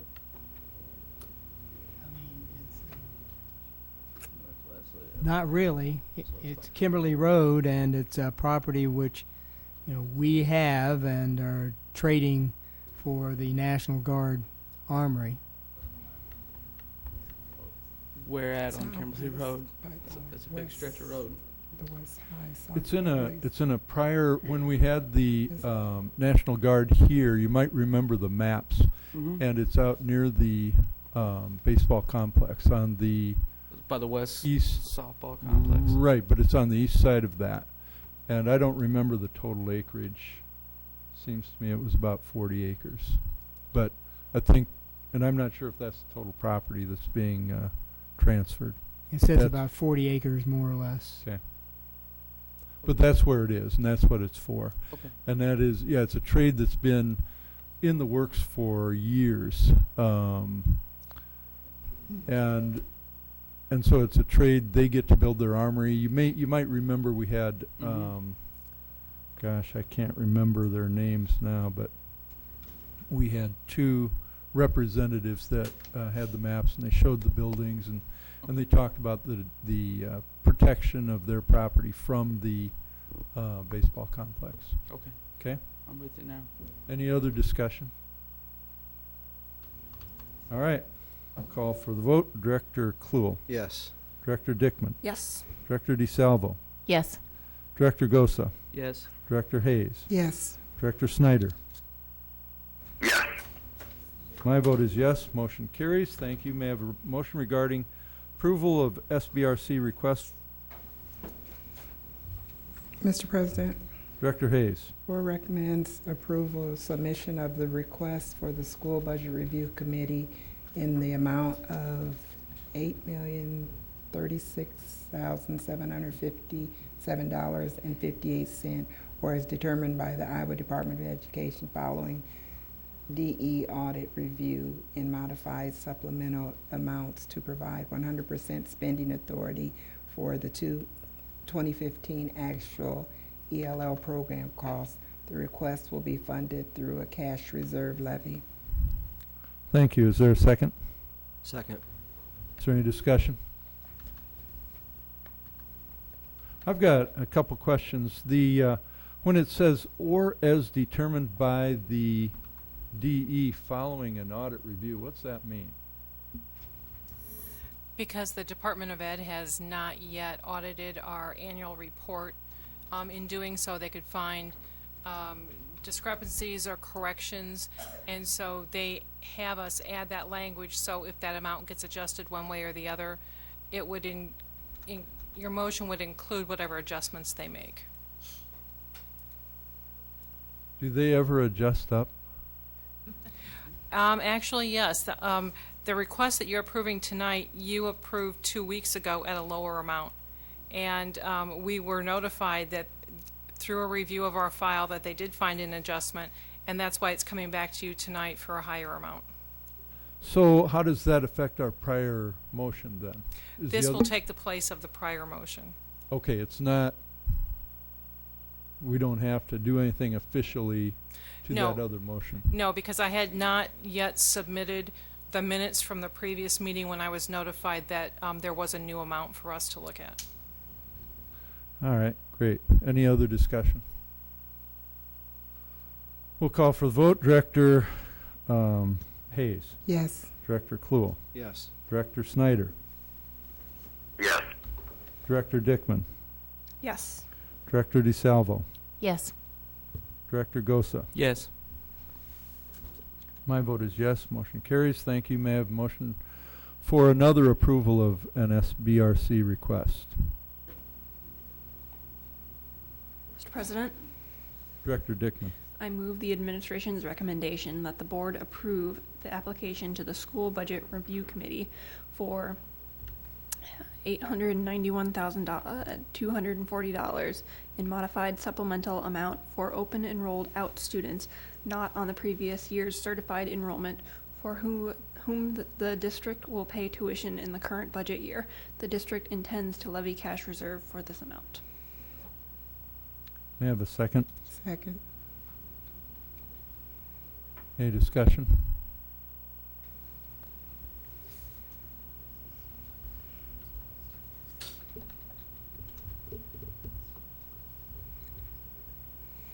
Marcia, can you tell me, I mean, what an open enrolled, for open enrolled out students, not on the previous year's certified enrollment, for whom we would pay tuition. So I'm trying to think, who is that? That's students that open enrolled out after our certified count date. So we have to pay the tuition to, or not tuition, we have to pay the amount to the districts they're going to, but we didn't get the funding for them since we weren't able to count them in our certified enrollment count. So then the state makes this provision that we get the money late, but we still are getting the money that we had to pay out. Normally, if they would have been enrolled in our, if it would have taken place on October 1st, we would have counted those students, so we would have gotten the funding from the state. So then we're just a pass-through to the district they're open enrolling to. But since we weren't able to count them in our funding, but we still had to pay for them, then the state gives us this opportunity now to recoup those dollars. Is it kind of prorated then, based on how long they're here, or is it just No, we get the full amount. We Okay. get the full per pupil. All right, even though they've left? Mhm. Okay, great. Thank you. Any other discussion? Director Dickman. For our remaining audience members, if you're looking for an advocacy opportunity, convince students that, remind students that Davenport is a district of distinction, and they're welcome to stay here. We have great educational opportunities. Thank you, Director Dickman. Any additional discussion? All right, Director Gosa? Oh, okay. I'll call for the vote. Director Dickman. Yes. Director Hayes. Yes. Director Snyder. Yes. Director DeSalvo. Yes. Director Kluhl. Yes. Director Gosa. Yes. My vote is yes. Motion carries. Thank you. May I have a motion for an SBRC modified supplemental amount for LEP? Mr. President, Director Hayes. administration recommends the board approves the application to the School Budget Review Committee for $182,937 in modified supplemental amount of LEP instruction beyond the years. The district intends to levy cash reserves for this amount. Director Hayes, it was actually $182,937. Oh, I'm sorry. Is that, I just want to make sure. 'Cause- No, lighting. Okay, all right. Okay, so we would correct that motion to reflect the $182,937 in modified supplemental amount. Okay? Yes, I'm okay with that. Thank you. I'm Is sorry. there a second? Second. Is there any discussion? Okay, we'll call for the vote. Director Hayes. Yes. Director Kluhl. Yes. Director Gosa. Yes. Director Snyder.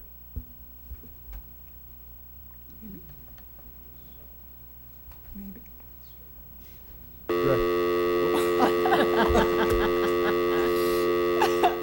It's going so well. That did work. Can you get him back, Mary? Okay. We'll wait a minute. I'll call the rest of the vote while we're waiting. Director Dickman. Yes. Director DeSalvo. Yes. My vote is yes, and we'll wait on Director Snyder.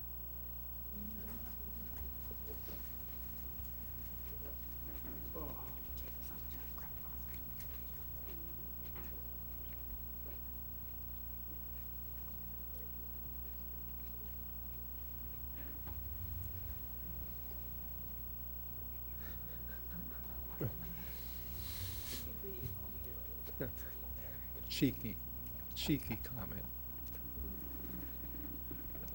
I'll get him back. Really? The Mark Twain mark is not good? It's just Republican.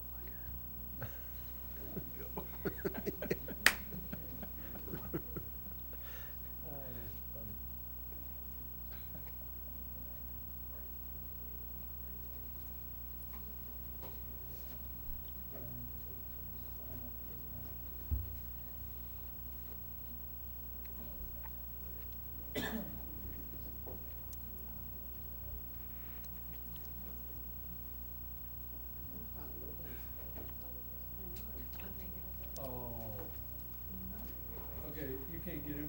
No, I can get him. Yeah, we'll get him. It went to his voicemail, but he texted me to tell me to call back.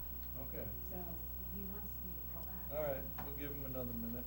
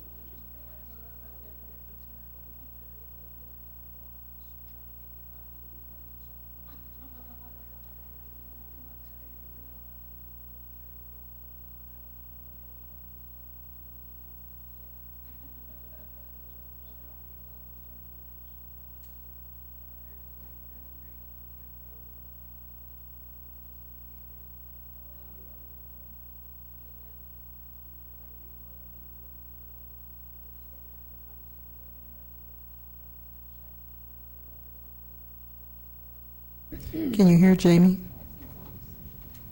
Is he back? Jamie, you back? Director Snyder? Jamie.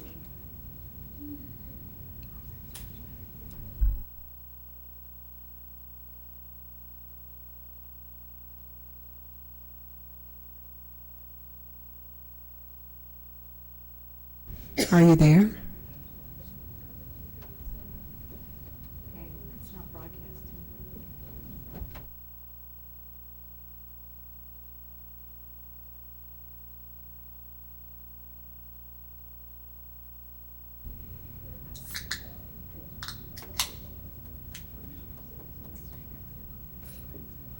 Well, he's working on it. I can hear you on the phone on the handset, but it's not broadcasting for some reason. You wanna try that one?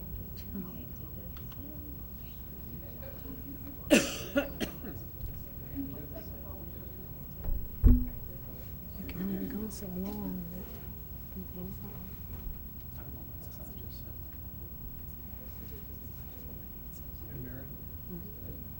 We could just, can we use a cell phone?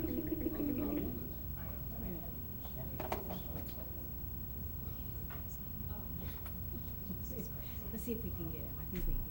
Okay, I just don't want to take too long. Well, do you want to put the cell phone there? Put phone up to the Yeah, we can use the microphone up here. Use his microphone.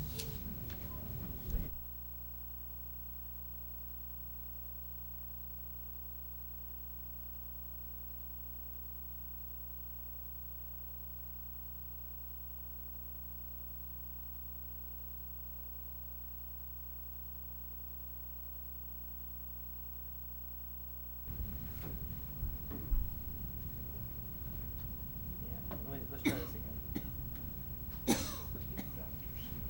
Jamie?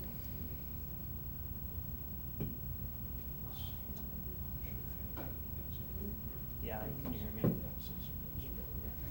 Well, now we're gonna just use the cell phone, so. We're gonna try to just And call I'm you gonna back call on him, cell so. We're just gonna try to call you back on cell phone. Can you hear me?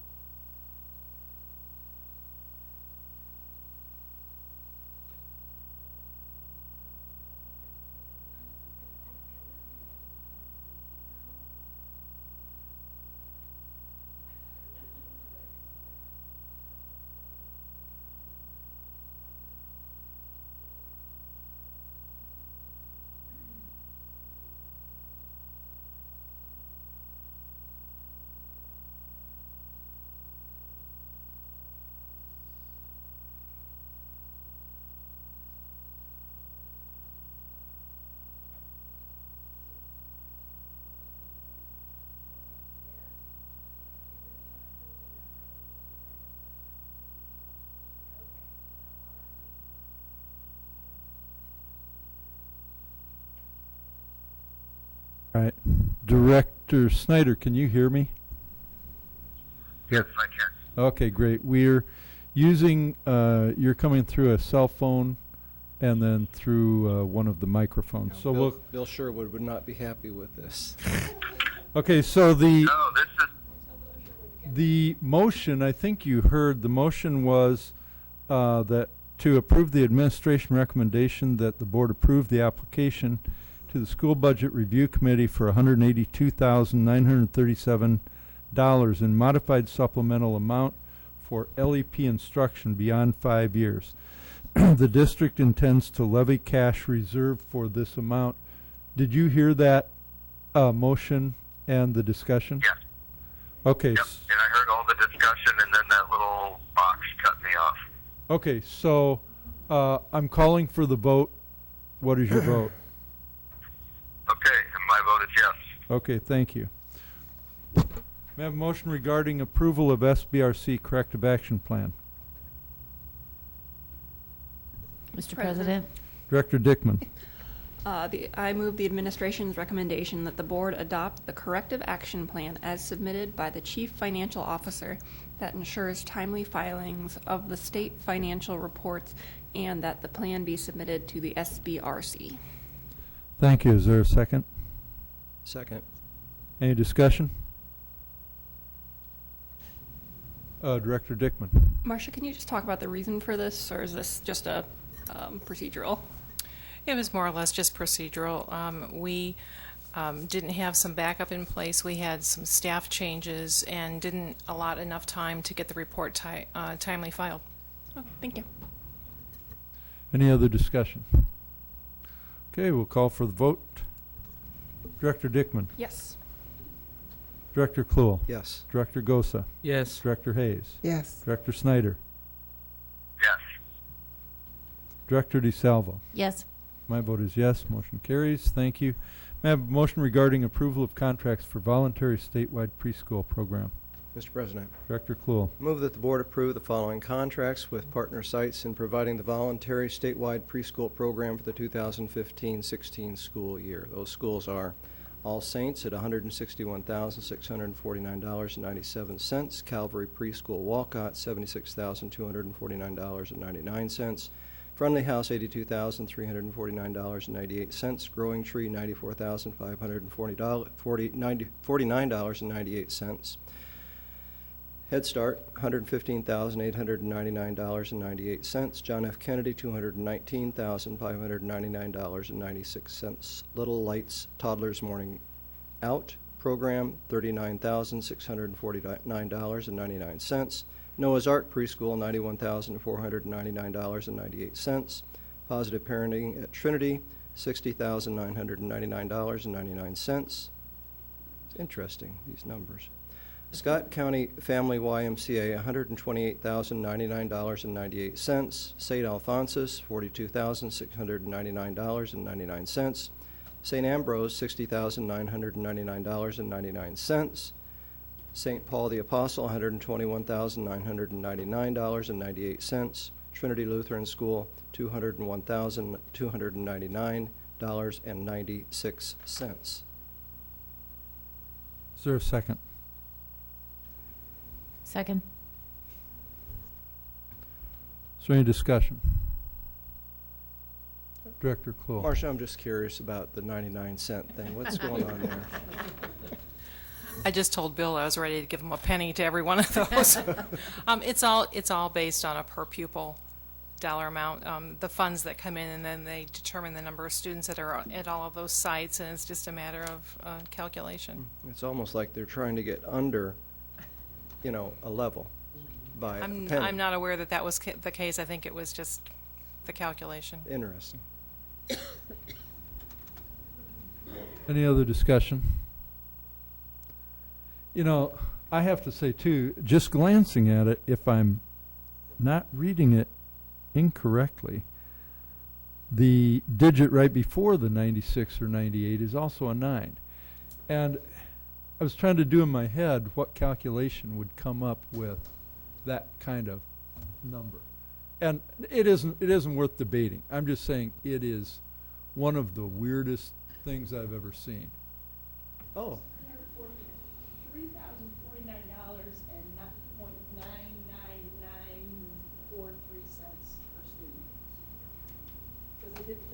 So they take it out five digits past the decimal point? Well, when I divided the total follow-through by the amount of kids in the program, yeah, it was, so I just said $3,000. All right.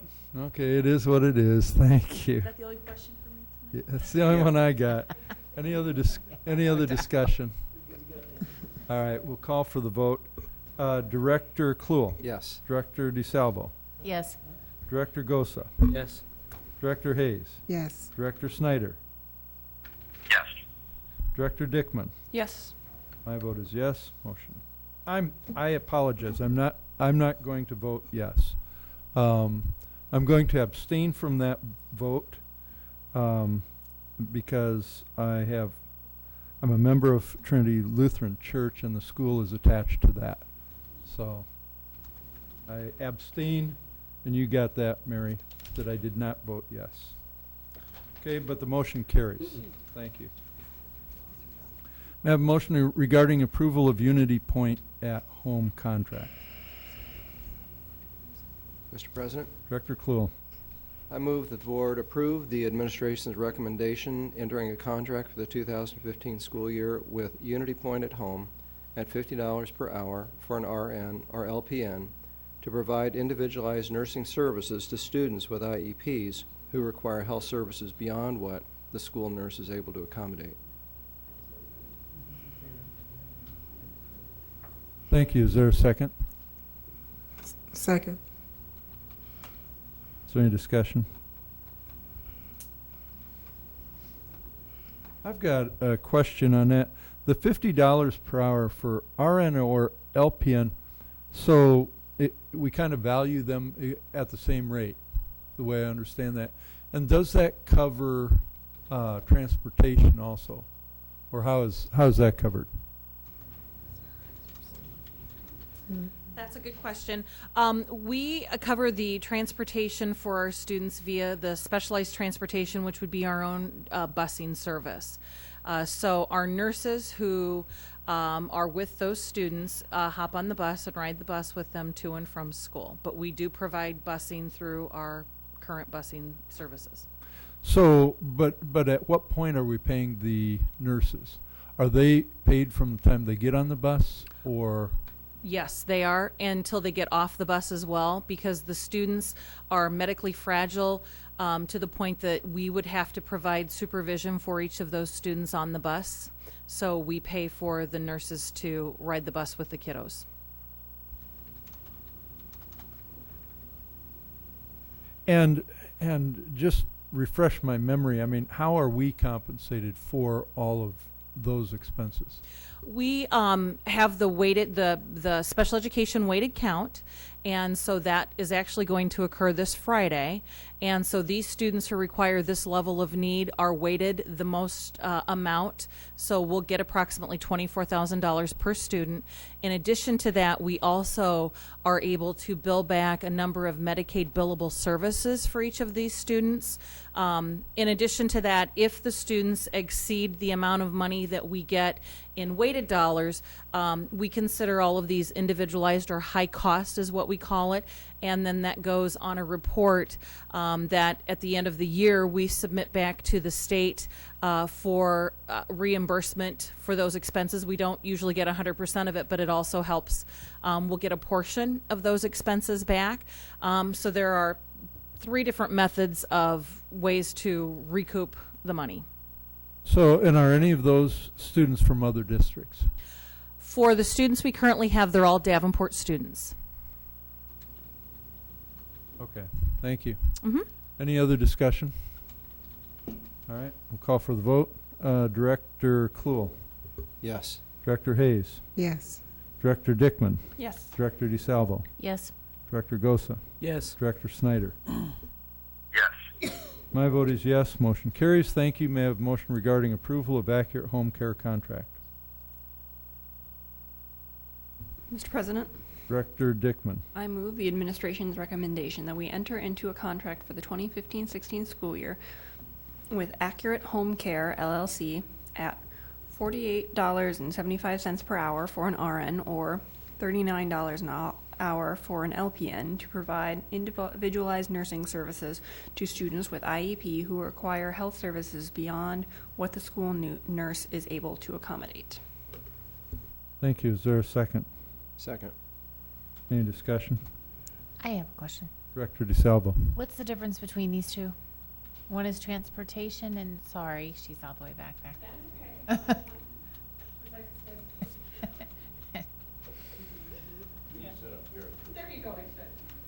Okay, I'm sorry. Do you want to ask your question again, please?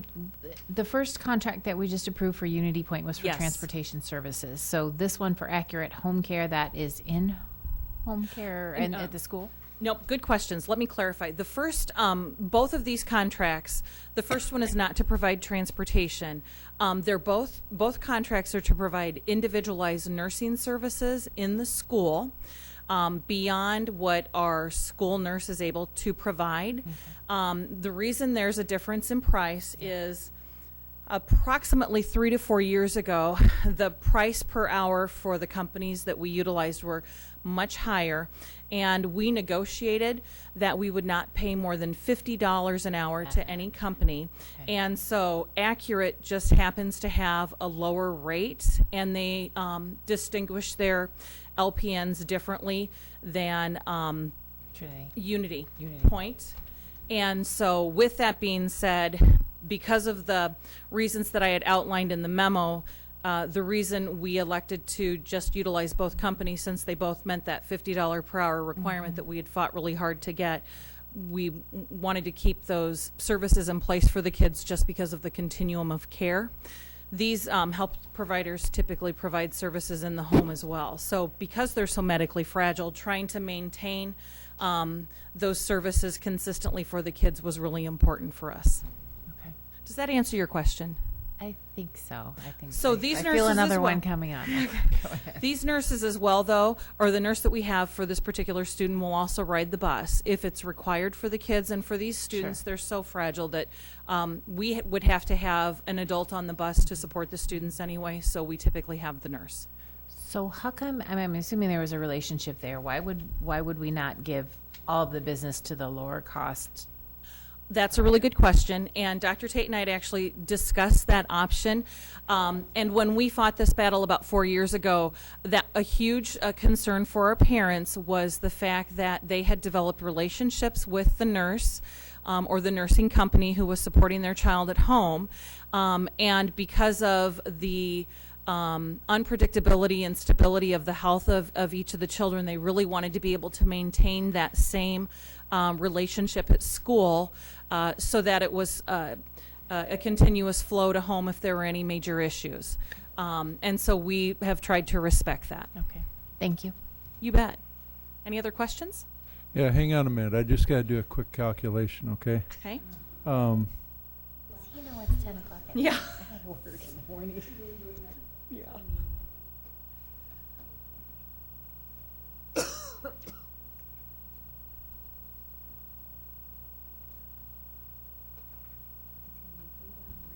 So is it fair to guess that the average student receives about 480 hours of nursing services per year?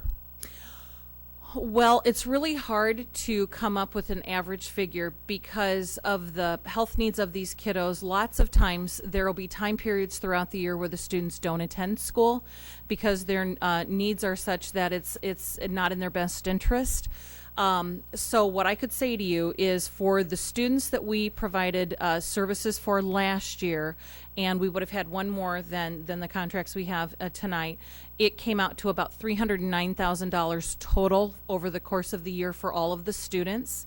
So again, we have to always take into consideration that for some of these students, we're not going to see them for the entire school year. And that just is kind of a crapshoot. For instance, one of the contracts that we've presented to you tonight, that student has not yet returned to school because of their health needs. So when they return, then we'll have the nursing in place, but they've yet to be in school this year. So they're receiving home instruction right now. So it's really hard for us to make that estimate. Okay, but and I've already done so many calculations, I'm not sure what you said the total was. I think you said around 6,000 hours. Is that right? $309,000 total. 309,000. So what I did there, I said 309,000 divided by $50 per hour, right?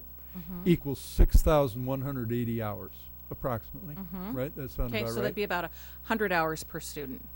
Okay, right? whatever it works out to. But then what I'm thinking about is the two contracts that we have here, and I'm saying, okay, what if they're 50-50? So then if I take that 6,180 hours divided by 2, I come up with about 3,090 hours per contract. Okay. And if I take the differential of $11 per hour on those 3,090, that differential then is about $34,000. And so I'm trying to think through it, and the basic, and I don't know if they're 50-50 or not. I'm just making that guess. But, and I understand giving a benefit to these students because you want to reduce stress or whatever it is. But I'm thinking there should be some pretty significant pressure on Unity Point. Over the years, we should be able to say, look, you guys are 20% higher than our other supplier, and we're going to be cutting you off as soon as we can and going with our other suppliers because they're offering the same value at a lower cost. Is that kind of right? That's reasonable, and we did actually approach Unity Point and expressed an interest in talking to them about about their price being higher. And at this time, they refused to lower their price, and they said that's as low as we can go. So the data that I've requested from them that I've not yet received is I asked for how many of our students who have Unity Point at home have received services from a registered nurse or from an LPN, so that I can kind of gauge where their services are at, since their price is the same. And you noticed on the Accurate, there's about an $11 to $12 differential there between an RN and an LPN. So I'm waiting on that data to just see what level of nursing they're providing. I've also asked Accurate for that as well to see if there's any difference. Is one company predominantly providing an RN over an LPN, or where is that at? And then we can go from there. I've worked with our district nurse here at the Achievement Center as well to cost out, depending on the level of nursing that it seems these kiddos require, where we would fall as far as if we provided our own nursing services per student, either from an RN perspective or from an LPN perspective. So we're still figuring those things out as well to see if in the future that might be the best direction for us to go. So if I understand everything right, though, whether they charge $39 or $50, we get compensated. We bill Medicaid back. I could pull that probably to let you know in the future what the amount of money is that we get reimbursed from Medicaid billable services. Plus, part of their funding comes from their weighted dollars as well. So, we do have avenues that we're recouping part of that expense as best that we can. So I'm still kind of confused because sometimes in business, you actually want higher cost because you make more money depending on how you're developing your pricing. So are you saying that it really doesn't matter? We could pay $100 per hour. And is there any incentive to trying to get low cost? Well, I think there's incentive for us to get high quality service and low cost, because we always run the risk of running a deficit budget at the end of the year. And so my belief is we want to get the best services we can at the best rate that we can. And whether that's utilizing a company or providing those services ourselves, then I think, we have to look at all of those things. But I don't know that there would be a benefit for us to pay a higher cost for that service. I'm not sure that benefits us at all, except potentially running the risk of a deficit with our special education budget. Am I answering your question? Yeah, we probably need to talk sometime. So. Yep, you're always welcome. All right, thank you. Any other discussion? All right, we'll call for the vote. Director Dickman? Yes. Director Kluhl? Yes. Director Snyder? Yes. Director DeSalvo? Yes. Director Gosa? Yes. Director Hayes? Yes. My vote is yes. Motion carries. Thank you. Are there any administrative reports? I'd like to review the findings of the long-range facility plan. It'll only take me about an hour or so. Great. I spent all day Okay. reading that. It took me like 10 hours, not 2. It was awful. All right, I take it that that means no report. All right, thank you. Board requests, I have one board request here tonight. Mr. President, Director Snyder. since I'm not there and can't put in a formal board request, I guess I would like to officially do so over the phone, in that I would request that we make time on the November 9th agenda, as we had discussed, to allow the Mid-City kids as well as the Central student from the Youth Congress to come in and give us a quick 5-minute presentation on their experience this weekend. Appreciate the request, and in fact, the Agenda Committee earlier this evening actually approved a 10-minute presentation with some additional time for Q&A. Okay, thank you, and I withdraw. Yeah, very good. Thank you for your request. Did you have anything more, Director Snyder? Excuse me, what was that? Did you have any other requests? No. Okay. No, just that maybe we make this go a couple more hours. Yeah, well, I figured you'd like that. All right, I have one request from Director Dickman, 10/26/15. Director Dickman, yeah, maybe you intentionally did not address it as an agenda or information request, so we'll just send it to the Agenda Committee and they can figure it out. The request is to form a committee of community members to advise the administration on use of the JB facility after the completion of the 2015-16 school year. This committee will also be tasked with welcoming former JB students at their new schools and advocating the legislature for general fund spending to prevent further large budget cuts. Thank you. Any other requests? All right, I'd entertain a motion to adjourn. So moved. Is there a second? All those in favor say aye. Aye. Aye. This meeting is adjourned.